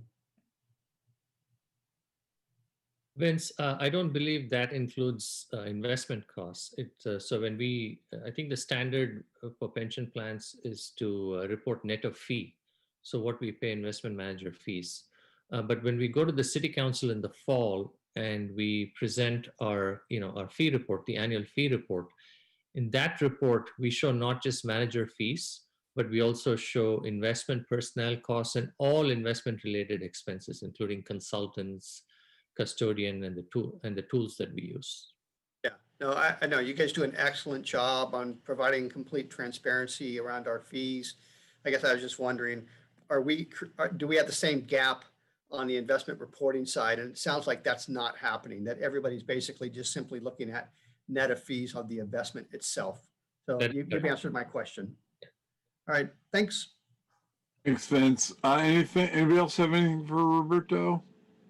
Yeah, this is Howard. Just two quick questions, Roberto. On the hiring, what are the most pressing needs? I know you had 2 or 3 openings. Are they all equally urgent? So the most urgent ones are the ones that we are actually looking at to fill now, which is in the benefit staff, the senior benefit analyst and the benefit analyst. And I didn't mention this at the budget, obviously, but we have been running for the last 4 months, also short of a benefits manager because the benefits manager is on leave right now. So the cost is still at part of the budget. But because of all those reasons, those 2 positions are the most needed.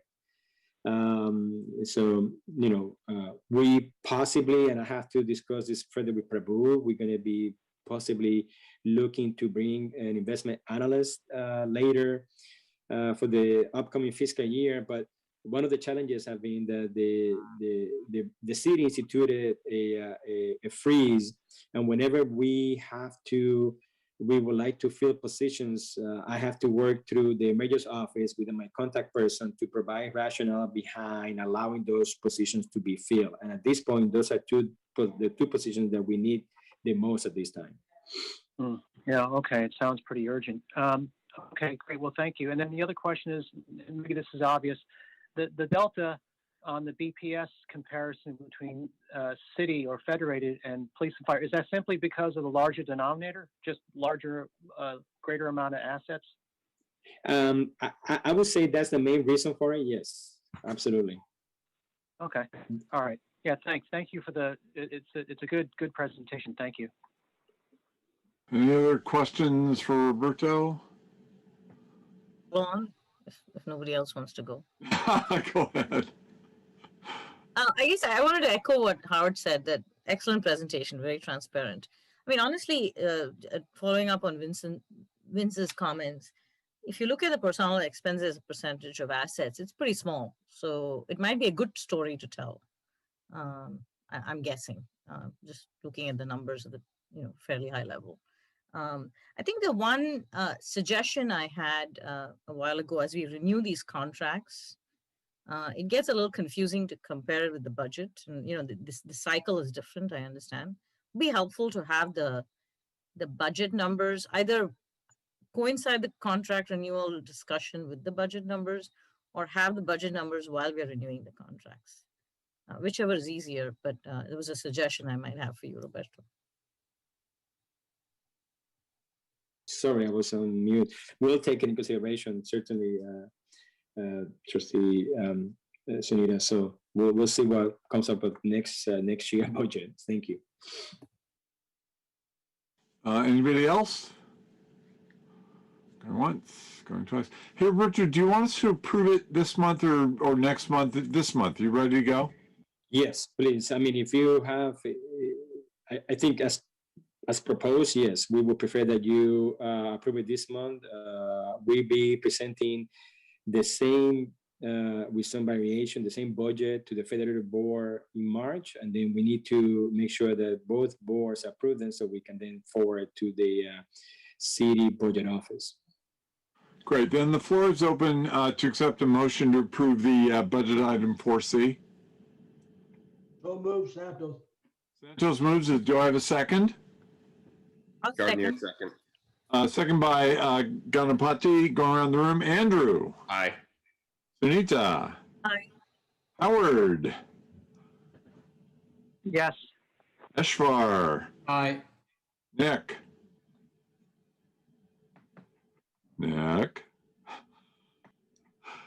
Dick. Yes. Vince.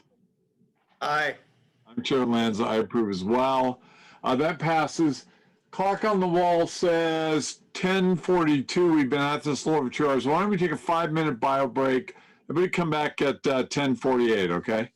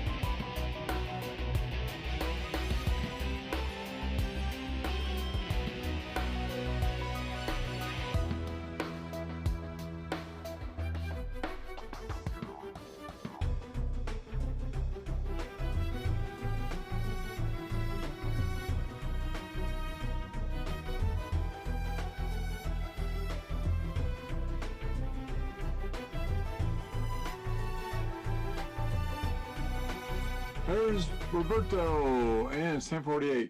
We are now back in session. My friend Nick Muya brought up the fact that he voted aye on that. Nick, right, reaffirm you voted aye on that last motion, 4C? I did. Yes. Thanks. Yep, just a bit of Zoom mic trouble. 4D, over to you, Roberto. Thank you, Mr. Chair. So the next item before you is the discussion and action on exercising the first of two one-year options for fiscal year ending June 30, 2021 with Grant Thornton, our current financial auditor for audit services. I'll turn it over to Benji for the presentation and discussion. Benji? So Grant Thornton has performed the external financial audit for the last 5 years per their contract. The contract also includes two one-year options that we would like the board to exercise. We have been happy with their service and the staff that they've used for the audit services. The terms of the options are stated in the contract, including the amendment. For the fiscal year 21 audit, the cost would be approximately $83,000, which is the amount that was included in this year's budget. And for the following year, it would be approximately $84,000. In addition to exercising the options, we will need to amend the contract to add $30,000 to cover the rest of the cost. Do you have any questions? Benji, I know it's in the memo. Can you comment on when Grant Thornton lost the city audit, how we agreed to increase their contract for services? And I'm assuming because of that, now these options are also increasing, or? No. So when back in 2018, I believe, when the city decided that they were no longer going to use Grant Thornton, the board had a discussion about it, and they decided to keep Grant Thornton in order to maintain independence from the city. But in addition, Grant Thornton was going to incur additional costs because their auditors that would have performed the city audit, they weren't able to rely on them, so they were going to incur additional costs. So the board decided to add $13,800 per plan to the audit costs, and so the $83,000 and $84,000 that I mentioned includes the additional costs. Thank you. Any questions? Question, Mr. Chairman? Sure, go ahead, Harvey. Thank you. I believe in the audit world that it's appropriate practice for audit firms to rotate the audit partner in charge of an assignment at least after 5 years. Do you know if that, Benji, if that's in the works on this? I don't know how. I think it's been at least 4 years with the same audit partner. Yes, Grant. that is correct. He's been our audit partner for about 4 years. So I would, and that 5-year rotation is correct. So I think he will bring it up. We have not talked to him about that yet, though. But we can certainly bring it up with him. I think it's an important part of their practice and we should pursue. Thank you. Any other questions? Yeah. Hi, Benji. This is Howard. One quick question. You mentioned there's a $13,800 increase per year, but then I also saw in the memo that it's a $30,000 increase total for Grant Thornton to 530. Is that because it's what 13.8 times 2 and rounded up? I'm sorry. Let me find the memo. So it's so the original amount that was in the contract was $65,000. Then we added an additional $3,400 for the new auditing standards that came out, and then the additional $13,000 was $800. The $30,000 is because the maximum contract amount is $500,000, and that's that's what we contracted with them. The $30,000 is so that we can increase the maximum above. So if you add up all the fees for all the years, then it would be $525,672 as shown in the memo. But we only have $500,000 in the contract. Okay. All right. Thank you. Any other questions? If not, the floor is open to entertain a motion on item 4D. So move, Santos. Santos moves. Do I have a second? Second by Lee. Great. Second by Howard Lee. Going around the room. Andrew. Aye. Sunita. Aye. Howard. Yes. Ishvar. Aye. Nick. Aye. That's good. Loud and clear, Nick. Dick. Yes. And Vince. Aye. I'm Chair Lanza. I vote aye as well. That makes it unanimous. Back to you, Roberto. Thank you, Mr. Chair. Again, discussion and action on fiduciary insurance and waiver of recourse fees. As I explained during my budget presentation, those insurances are increasing, not just to us, but also across the whole gamut of pension plans. And, I'm sure that General Counsel may have some comments on that. But that said, I'll turn it over to, again, Benji, who actually has been working with the brokers and is ready to address this item. Benji. So the fiduciary insurance coverages will be expiring at the end of this month. The coverages include general fiduciary, excess liability, and Side A coverage. We are here to have the board approve the renewal because the premium will be increasing more than 5%. The CEO only has authority to approve 5% or less increase in premium. The letter states 17.1%, but I just received an updated proposal this morning, which lowered the increase to 16.6%. We also have representatives from risk management, our insurance brokers, in the meeting if you have any questions for them as to how, the process of obtaining the coverages. Also, the trustee waiver of recourse will be a total of $75, which is $25 per policy, and these should be made out of your personal checking account. And if you could send it to our office by May 31st, that would be greatly appreciated. Are there any questions for our brokers or for me? Just real quick, Benji, would you send us all an email just saying that? So, Sure. Yeah, we go. That's almost like a ping. Any questions for Benji? Or our brokers who are on the line? And For the brokers who are on the line. Thanks, Benji. Anybody got anything? I can offer one comment, if I may. If you notice the Willis Towers Watson piece that's attached as an exhibit to the backup attachment, it describes why the cost of fiduciary insurance is increasing. You'll note, and it's true, that the increase is mostly because of litigation that's sprung up over the last couple of years on the private ERISA side and the endowment side, but not in the public, not in the government plan side.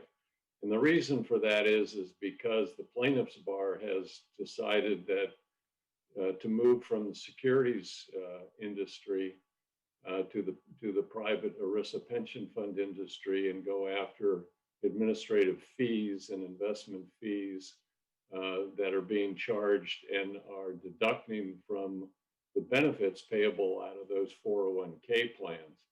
We don't have that situation in most of our government plans like San Jose because these are defined benefit plans and the benefit is guaranteed regardless of the amount of fees that we incur.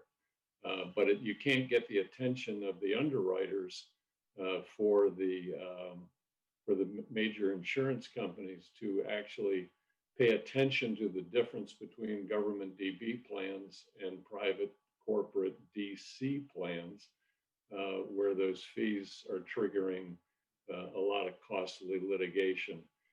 So we're just picking up the unfortunate approach from the underwriting side of the fiduciary insurance people who refuse to make that distinction between the plans. And so that's the key reason why we're experiencing this increase this year. Yeah, let me jump in behind that, Harvey. So we've seen that too. In DNO our tiny little startups, and when we ask them why, they tell us the same thing you just said. So it's not only bleeding over to retirement, it's just bleeding all the way over into just random high-tech startups. Interesting. Yeah. Any questions for the brokers or for Benji? If not, the floor will entertain a motion to accept this. So move, Santos. Santos, do I have a second? I'll second it. Great, thanks, Eshvar. Second by Eshvar. Going around the room, Andrew. Aye. Sunita. Aye. Howard. Yes. Eshvar. Aye. Nick. Oh, Nick, you out there? Aye. Oh, good. Thanks, Nick. Dick? Yes. And Vince? Aye. It's Chair Lanza. I vote aye as well. Let's see. Final things over. Roberto, any closing comments before we go to Harvey? No, I mean, other than, again, excellent work by staff on the budget and the rest of the items. Obviously, I mean, especially you, obviously, the Chair Lanza, you're very nice about your comments on the office, but I want to make it clear that it's the staff, the one that keep us running, and it's their engagement and commitment and the excellent work that keep us at this level. So I have to defer any attention and any kudos that your board will give us to the staff and the excellent work. So with that, I don't have any other comments. Thank you. Well, professionalism starts at the top, Roberto, and I echo your comments. Staff is top notch, all the way up to the head guy. So good job, Roberto. Over to you, Harvey. Tell us what we don't know. Well, I'm going to give you the pleasure of the presentation being made by my good partner and colleague, Jenny Krengle, who you all know. And I'll just turn it right over to Jenny to take us through this educational piece. And I'm sure Jenny will ask for any questions, et cetera. So Jenny, over to you then. I see you again, Jenny. Jenny, before you start, again, welcome you to the meeting. Thank you for taking the time. If you allow me, I just wanted to make a couple of comments. You may recall, board, that when we had our annual joint meeting with the city council, diversity and inclusion was an issue that was raised by the vice mayor Jones, and we did provide some information to the city council. And Vice Mayor Jones made the point that this was an important issue to him, and he was hoping the rest of the city. The city, I can tell you, is taking the steps to. They actually opened a diversity office, and they are taking steps to implement diversity and inclusion on their process. And so I think this is an important topic that we should consider. And so, number one, that's why this is here this morning before you. And number two, Jenny did make this presentation, which, by the way, was excellent, to the Fed board meeting last month. So now she's making the presentation to you. So I just wanted to sort of set the table for that, Jenny. And again, welcome. Good to see you. Thank you. Great. Thank you, Roberto. And good afternoon, everybody. It's great to be with you again. Thank you for having me. So what we're talking about today is the use of diversity and inclusion data in the contracting process. And as Roberto mentioned, questions have come up about a public retirement board's ability to collect and to use diversity data as part of that process of engaging outside service providers and vendors, especially with respect to investment managers. So what I'm going to cover today is first the legal principles that come into play, and this includes fiduciary principles as well as requirements under the California Constitution that were enacted by Prop 209 in 1996. And then I'll talk about some guardrails and best practices that a public retirement board should think about before making any decisions about collecting diversity-related data. Next slide, please. So we want to start any discussion like this with a focus on the fiduciary principles that really inform the whole RFP process. You've recently done fiduciary training with Harvey, so I won't spend a lot of time on this, but I want to draw your attention to three key principles. The first is the primary loyalty rule, and this is your duty to act in the best interest of the members and beneficiaries. And it means that you can't promote personal interests or political, social, personal causes unless there's a clear nexus with your fiduciary responsibilities. It also means that you need to assure that there's a level playing field for bidders so that you can attract the best talent and the most competitive pricing. Second, I want to mention the exclusive benefit rule, and this is your duty to use plan assets solely for the purpose of paying promised benefits and reasonable expenses. And so, like the primary loyalty rule, what this means is that you can't divert plan assets for other purposes. And then lastly, we'll just note the prudence standard, which is your duty to act as a prudent person would under the circumstances then prevailing. And by a prudent person, we mean a prudent person in a like capacity and familiar with the matters, and in a conduct of an enterprise of like character and with like aims. Next slide, please. So with that fiduciary background, let's talk about Prop 209. So Prop 209 was enacted in 1996 to eliminate certain affirmative action programs. It had 55% of the vote at the time. It was immediately challenged in the courts. It survived that challenge, and it's survived challenges since, including efforts to repeal Prop 209 as recently as last year. There was a measure on the ballot, which if passed, would have repealed Prop 209, but it did not.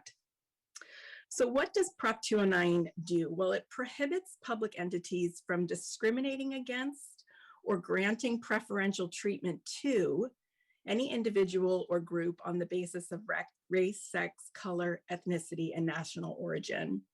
And it does this in three contexts. It does it in the context of operation of public employment, public education, and what we're talking about here today, public contracting. So let me draw your attention to two phrases and flesh those out a little bit. The first is that term discriminate. So here what the law means by discriminate in this context is to make distinctions in treatment, whether you're granting preference, showing partiality to something, or prejudice against one group or one person over another. And then the second phrase I want to bring your attention to is that concept of preferential treatment. And that really means to give a priority or an advantage to one group or to one person over another. Next slide, please. So there have been a number of Prop 209 cases, and the decisions in those cases give us several examples of programs that are impermissible and several examples of programs that are permissible. And that's not to say that the application of Prop 209 is always clear. There's certainly this gray area in between, but the case examples give us some good guardrails and some good examples that are useful then in evaluating decisions that your board might make. So we'll start with examples of impermissible programs. First, it's not permissible to have specific diversity goals, quotas, or timetables. And there are a handful of cases that confirm this point. Now, this shouldn't be confused with good faith outreach efforts, which I'll talk about in a moment. What we're really getting at here, what the courts were getting at here are programs that have specific requirements, like a diversity headcount or a certain percentage of bidders, excuse me, that need to be from women-owned firms, for example. Courts have also struck down programs that involved selective dissemination of information. So the information about the RFP was only going to, say, minority-owned firms. And then the last one to note for our examples is that the courts have struck down programs where a public body categorically treated firms as being socially and economically disadvantaged based solely on diverse ownership and nothing else. Okay, next slide, please. So let's talk about what is permissible. Well, first, aspirational programs that promote diversity in ways that don't result in preferential treatment are absolutely okay. And so what this means is that inclusive outreach is all right, as long as it's not predicated on impermissible classifications.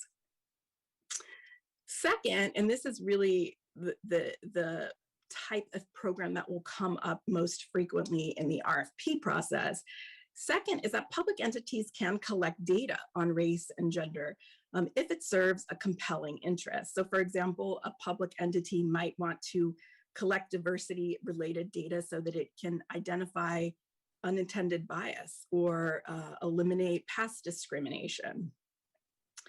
Another reason is it might want to ensure that it's getting the best talent, the best outcomes. And if we put that in the context of the retirement system, you know, may stem from an understanding that performance is improved when an institutional investor can access diverse talent. So third, preferential policies that are based on other criteria, not prohibited classifications, are okay. So you could have a preferential policy that's based on economic disadvantage or geography. And as long as that's not a proxy for something like race and gender, those sorts of programs are allowed. To put this into context, for retirement systems, you know, often there'll be a preference for emerging managers who've split off from major banking houses, and that's okay, again, as long as it's not a proxy for race and gender. Next slide, please. Okay, so with that legal background, let's talk about some of the best practices and some of the guardrails that a board would want to consider before asking for diversity-related data in the RFP process. And the first thing is to determine what data might be sought. And I'm going to give you a handful of examples of what's possible, so you get an idea of sort of what could be sought if we wanted to do that. Many retirement systems will solicit the firm's policies on diversity and inclusion, what their policies are on discrimination and harassment, how they oversee those policies, what sort of compliance efforts do they have, and then what's their track record like, what's their claims history and their settlements. They might also ask, what's the firm's aspirations and goals around diversity? A couple of examples that may be relevant here. The Institutional Limited Partners Association has a template diversity questionnaire that asks for a number of the things I just mentioned. It also asks about hiring practices, promotions, family leave, mentoring. And then in looking at what the questionnaires that CalPERS, Lacers, and Lacera ask for, a few additional examples that we see from those are compensation disparities that are related to race and gender, what sort of diversity data the firm has around incentives, risk management strategies, portfolio strategies. So that just gives you sort of a handful of examples of what could be asked for. Next slide, please. So the next step is to determine when the data will be sought.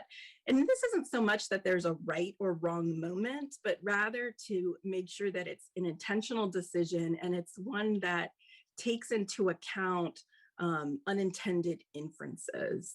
So, you know, it's really key to make sure that the data is not being used to make decisions in the RFP process. And I'll talk a little bit more about that in a moment. But in order to make sure it's not being used, the timing on when the data is solicited, it matters, can be relevant. So some of the questions a board might ask itself of, is the data going to be solicited before the RFP process begins? Is it going to be during the RFP process? If it's during, how's it going to relate to scoring? Will it be solicited in confidence or public session?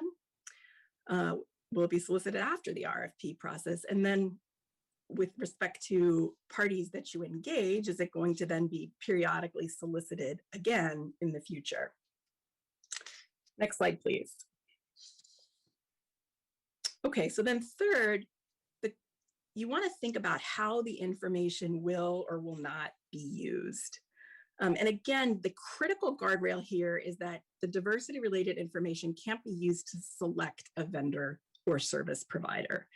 And so you can certainly collect data during the RFP process, but you want to make sure that you're not using that diversity related data to make a selection of a manager. And so in order to do that, it helps to have a prudent process that ensures that any use of diversity related data is happening outside of that RFP process. So for example, you might, sometimes an RFP will ask for diversity related data, but it's submitted separate from the proposal and then it's evaluated separately, maybe by separate staff or staff at a later date than the actual proposal itself. That's just one example of one type of prudent process that can be used to ensure that that diversity related information is not being used to select a vendor or service provider.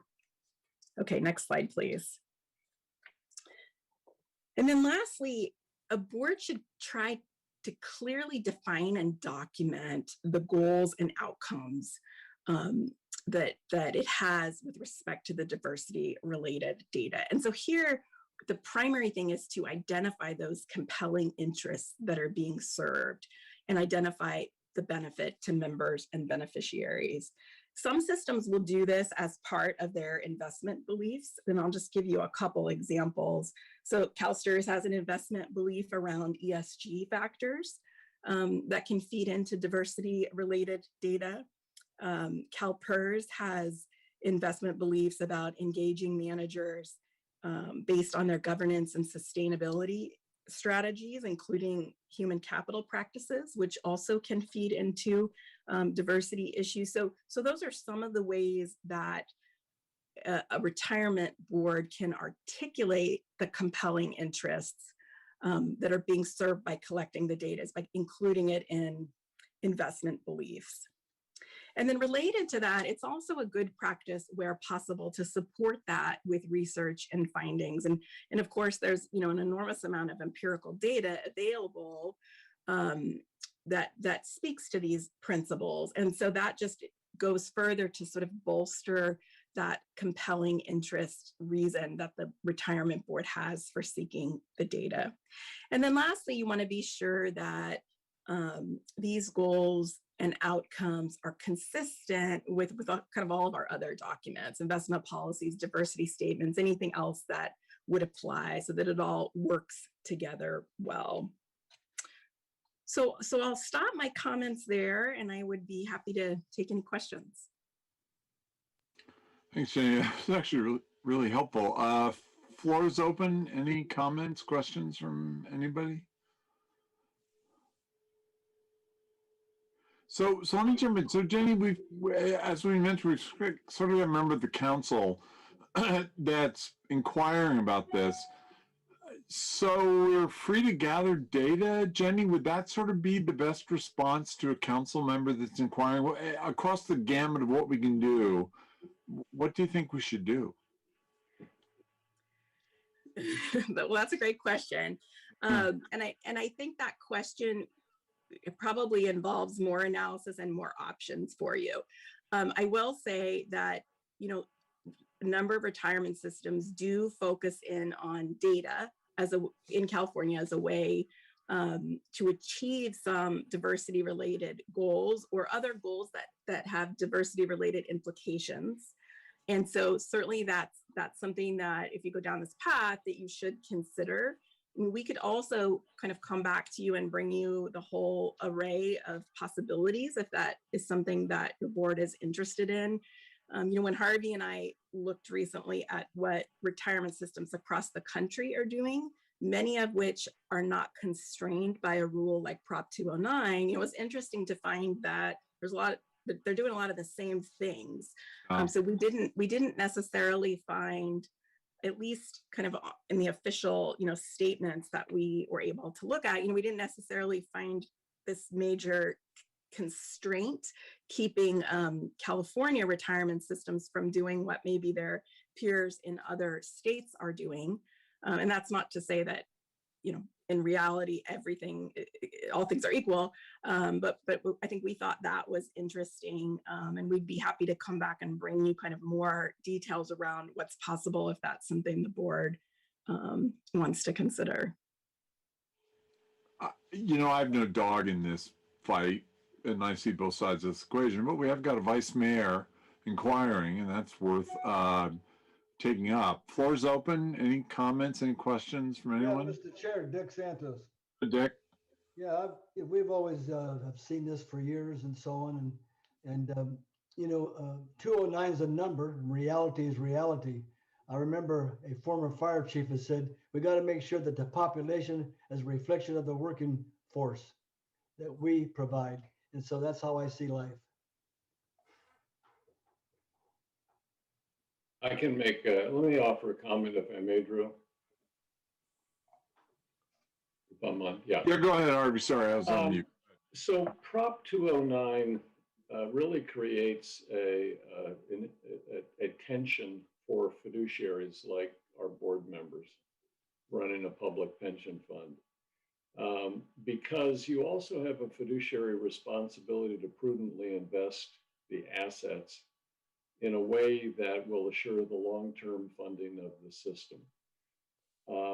There is a value proposition that many trustees subscribe to, and that is, simply put, the belief that a diverse and inclusive company or investment manager, for example, somebody whose board or whose directing management is diverse and inclusive, will in the long run produce better results.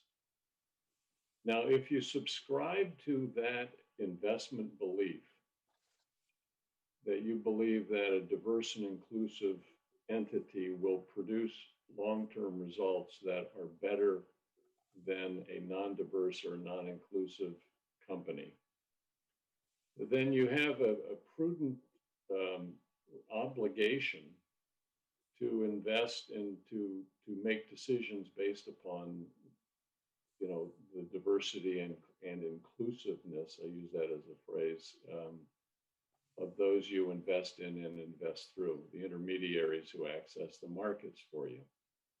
But that puts you, if you use that in any way to score who you're going to give the contract to or invest with, you run afoul of, and you run the risk of someone suing you, frankly, for violating Prop 209.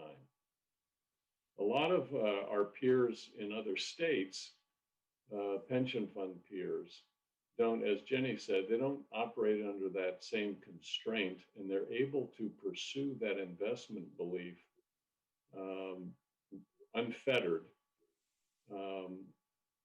which we can't. So it's a real balancing act as to what you can do. And most of our California colleagues and peers have walked that tightrope by attempting to use their bully pulpit, if you will, as public funds to encourage behaviors with their investment managers or corporations and vendors and service providers to encourage these behaviors, but not to make them the decision point in granting or not granting a contract. So it's a real tightrope to walk.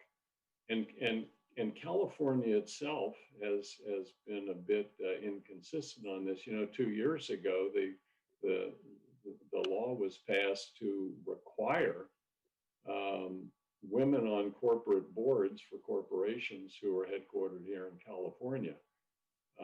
And so there is in a legislative act what might on its face look like a complete violation of Prop 209. And yet there it is. So it's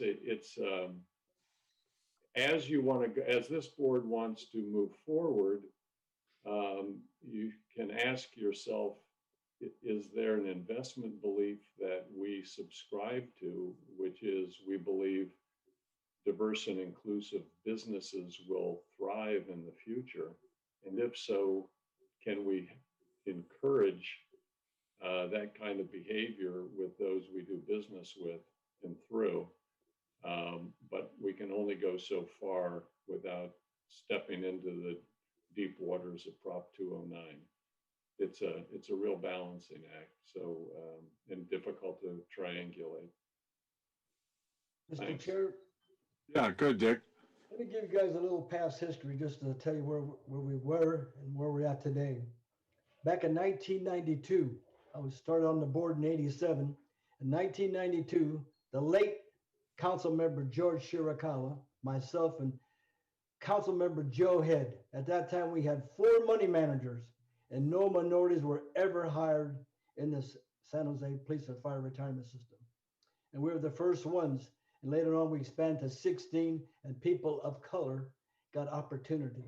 And when I came back to the board, I want to say people like yourself, Vince, and yourself, Mr. Chair, has kept that going. And I really believe we opened the doors to all kinds of opportunity. We're more progressive, and I'm really proud to serve today.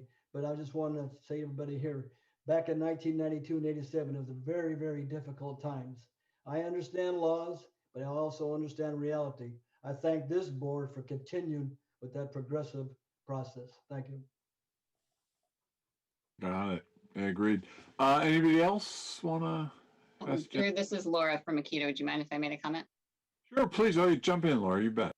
Great, thanks. So I just wanted to mention that Makita has a major focus on diverse firms and emerging firms, and that we research those firms on your behalf and on behalf of all of our clients. So we do work with many large pension funds in other states that are able to set specific criteria and have programs for diverse and emerging managers. We also work with endowments and foundations that can be very explicit about their goals in that area. And so we are continually looking at firms for those mandates. And when we find good ones, we include them often in discussions with your staff when they're looking for managers. And so we have our series of diverse and emerging manager days to try to find new groups that might be appropriate for our clients. And the next one is coming up at the end of April. So if there are any firms that you want to refer our way, we have our research team meet with the firms, and if they're ready for more due diligence, we'll move forward with them. If they might need some advice on becoming more institutionally attractive, we can provide that to them as well. So just wanted to mention that we're continually doing that on your behalf. Do you guys ever put together a little deck like this of 4 or 5 slides, Laura, and sort of push out what you're finding and learning? Yeah, definitely. We'd be happy to do that. Yeah, bring it back someday. I'd love to see the data. I kind of like Jenny's thrust here that data is always good. I mean, I'm a data head, so yeah, that makes sense. Yeah, we have some explicit goals for at least having done research on a certain percentage of firms that qualify in this space. Great. Thanks, Laura. That's very helpful. Anybody else want to jump in? Yeah, Drew, this is Howard. Yeah, good. I have a question. I don't know if it's to the group or to Harvey. Just to follow what Dick or Trustee Santos said, I agree completely with the merits of diversity. With respect to governance, does this have to be included in any way in terms of following the rules on permissible programs or collection of data? Is that something that needs to be addressed, or maybe it has? I don't know.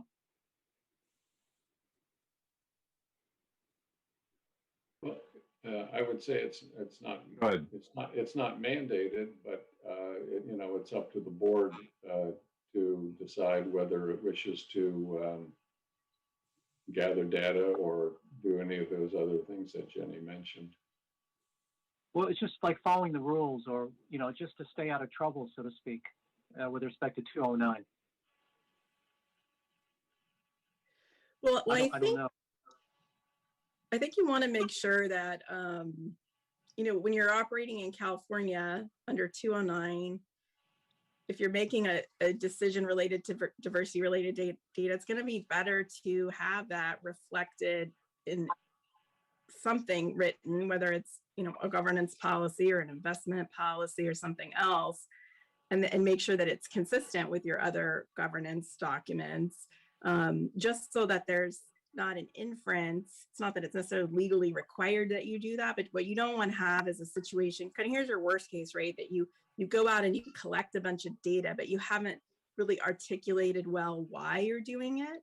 and then you don't really know what you're going to do with it. And so then there it is, and you have it and you know it, and that can just create inferences of, okay, well, why did we collect it? How did we use it? And so if we're very clear about those things, then we can avoid an inference that say we used it to select a provider based solely on these impermissible classifications. So that's why the documentation, as well as the kind of the backup data that we were talking about, is helpful. Okay.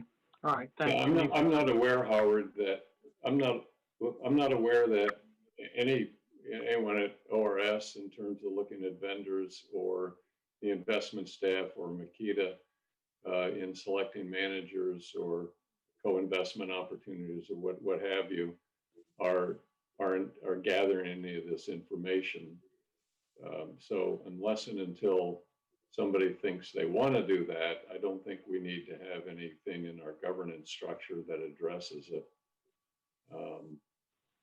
But it's up to the board as to whether or not you want to go down the route, at least in terms of encouraging people with whom you do business to consider diversity and inclusion in their management structures and gather data.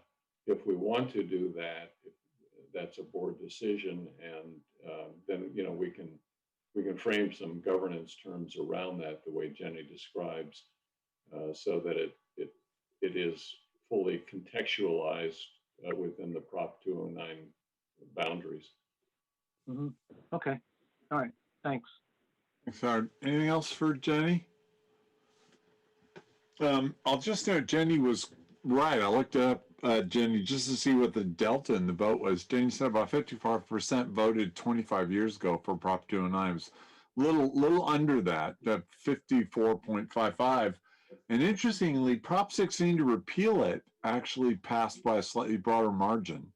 So that would indicate over a quarter of a century at least that the will of the California people has held pretty constant in this regard. You're always looking for trends, and there's no trend there. And Jenny, that was great. Thanks a lot. We'll move on now. We're going to look for votes on the service retirement of Joaquin Barreto, Police Sergeant, Police Department, effective Jan 31, 2021, with 25.08 years of service, and deferred vested for David Santos, Police Captain, Police Department, effective March 15, 2021, with 25.3 years of service. Do I have a motion to approve these? Motion to approve. Motion to approve by Santos. Do I have a second? Second by Muya. Thanks, Nick. Go around the table. Andrew? Aye.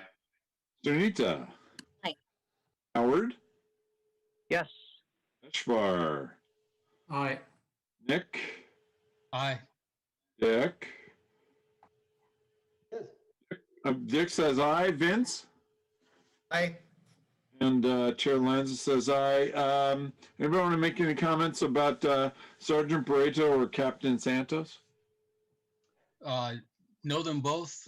Both very good people, good police officers and supervisors. And I would just point out that 25 years and a fraction for both of them as we continue to watch experience walk out the door. Yeah. Amen. Great. I'll announce those who are retired members that have passed away recently, and then we'll have a moment of silence. The notification of the death of George De La Rocha, police officer, retired Feb 6, 2003, died January 20th, 2021, leaving behind no survivorship benefits. The notification of the death of Philip J. Hudda, police sergeant, retired September 6, 1989, died January 24th, 2021. Survivorship benefits to Kerry Hudda, his spouse. The notification of the death of Ronald Shannon, firefighter, retired July 7, 1981, died November 23rd, 2020, leaving behind no survivorship benefits. I'll point out that God bless Messrs. Hudda and Shannon, they're both within spitting distance of 90, so good for you guys. Notification of the death of Joe Vasta, police officer, retired March 6, 1997, died January 22nd, 2021, survivorship benefits to Penny Vasta, spouse. And the notification of the death of Raymond Wendling, police officer, retired Feb 19, 1995, died January 8, 2021, with survivorship benefits to Bonita Wendling. his spouse. We'll take a moment of silence.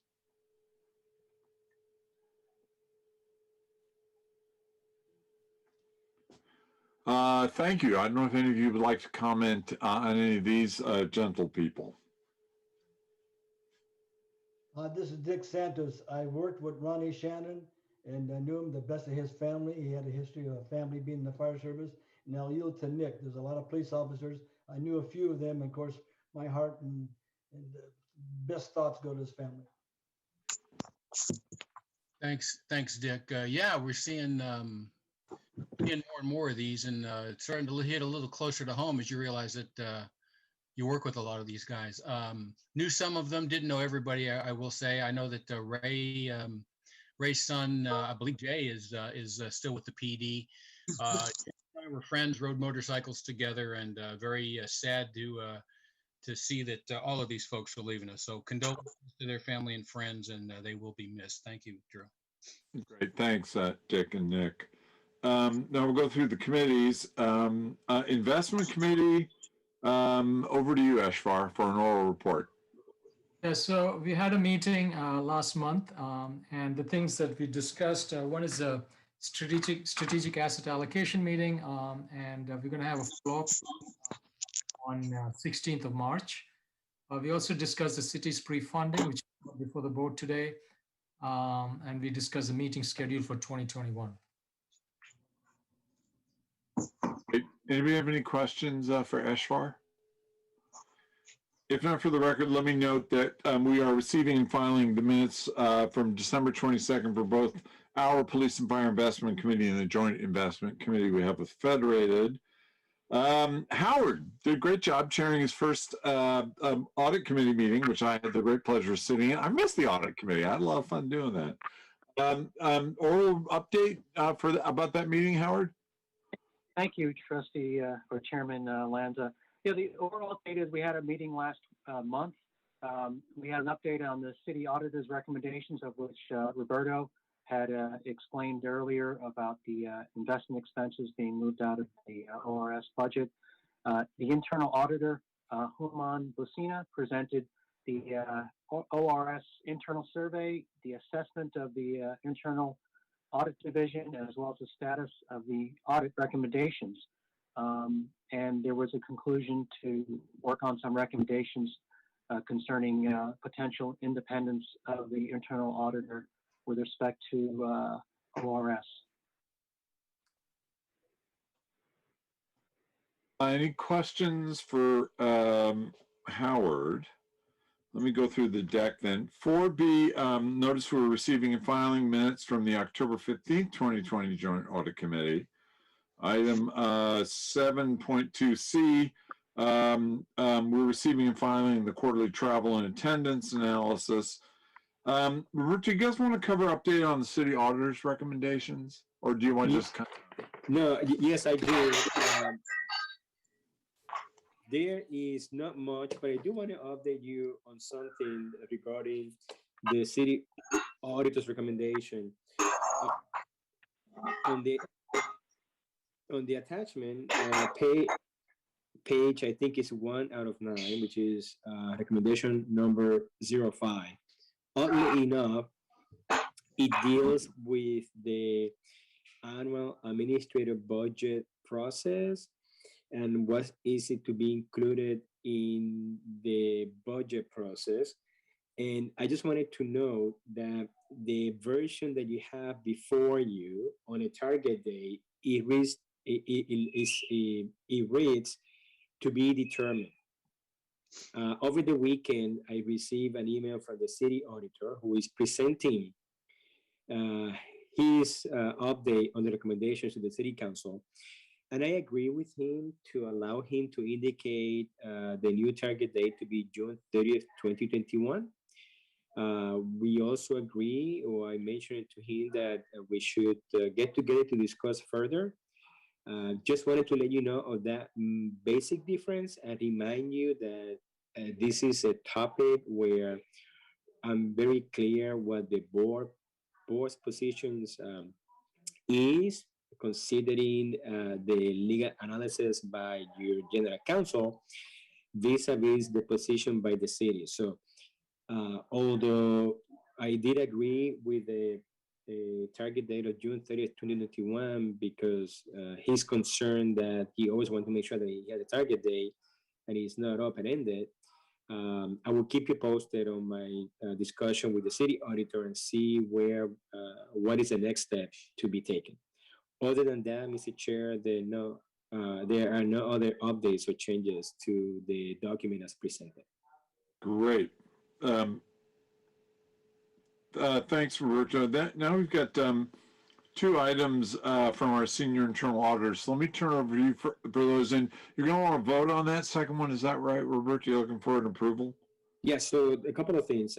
First of all, I just wanted to our senior internal auditor, it is at the meeting this morning, so I wanted to introduce him to the full board. He had a chance to meet the members of the audit committee a couple of weeks ago, so he is available if anyone have any specific questions. These three items, E, F, and G, were discussed in detail at the audit committee, and as committee chair indicated, there are some issues that we agree will be discussed further in terms of dealing with a potential conflict of interest for the senior auditor's division and his position. So we certainly have further work to do. Again, we're happy to answer any questions. I think the item that we will be looking for your board to approve on recommendation by the audit committee is item F on the action on the assessment of the internal audit division by the Office of Retirement Services. I think if I remember correctly, I don't recall what the motion was, but I think that the committee was generally in favor of the assessment provided by the senior auditor, and I will ask your board to again make a motion approving that action. And again, we're happy to answer any questions, and Human is available in case you need some more specific discussion on any of those three items. Thank you, Mr. Chair. I don't know if you want to say anything about that, Howard. It was a good discussion. It was a great discussion at the audit committee. I don't know if you want to weigh in on that or just go to vote. You're on mute, Howard. Sorry. I would say that it was very helpful to know that Roberto had been in Human's shoes and can understand the perceived potential conflict of interest and the need for some level of independence. And I think that was the action item was for council and staff to come up with a recommendation to the committee to go forward on how to address that.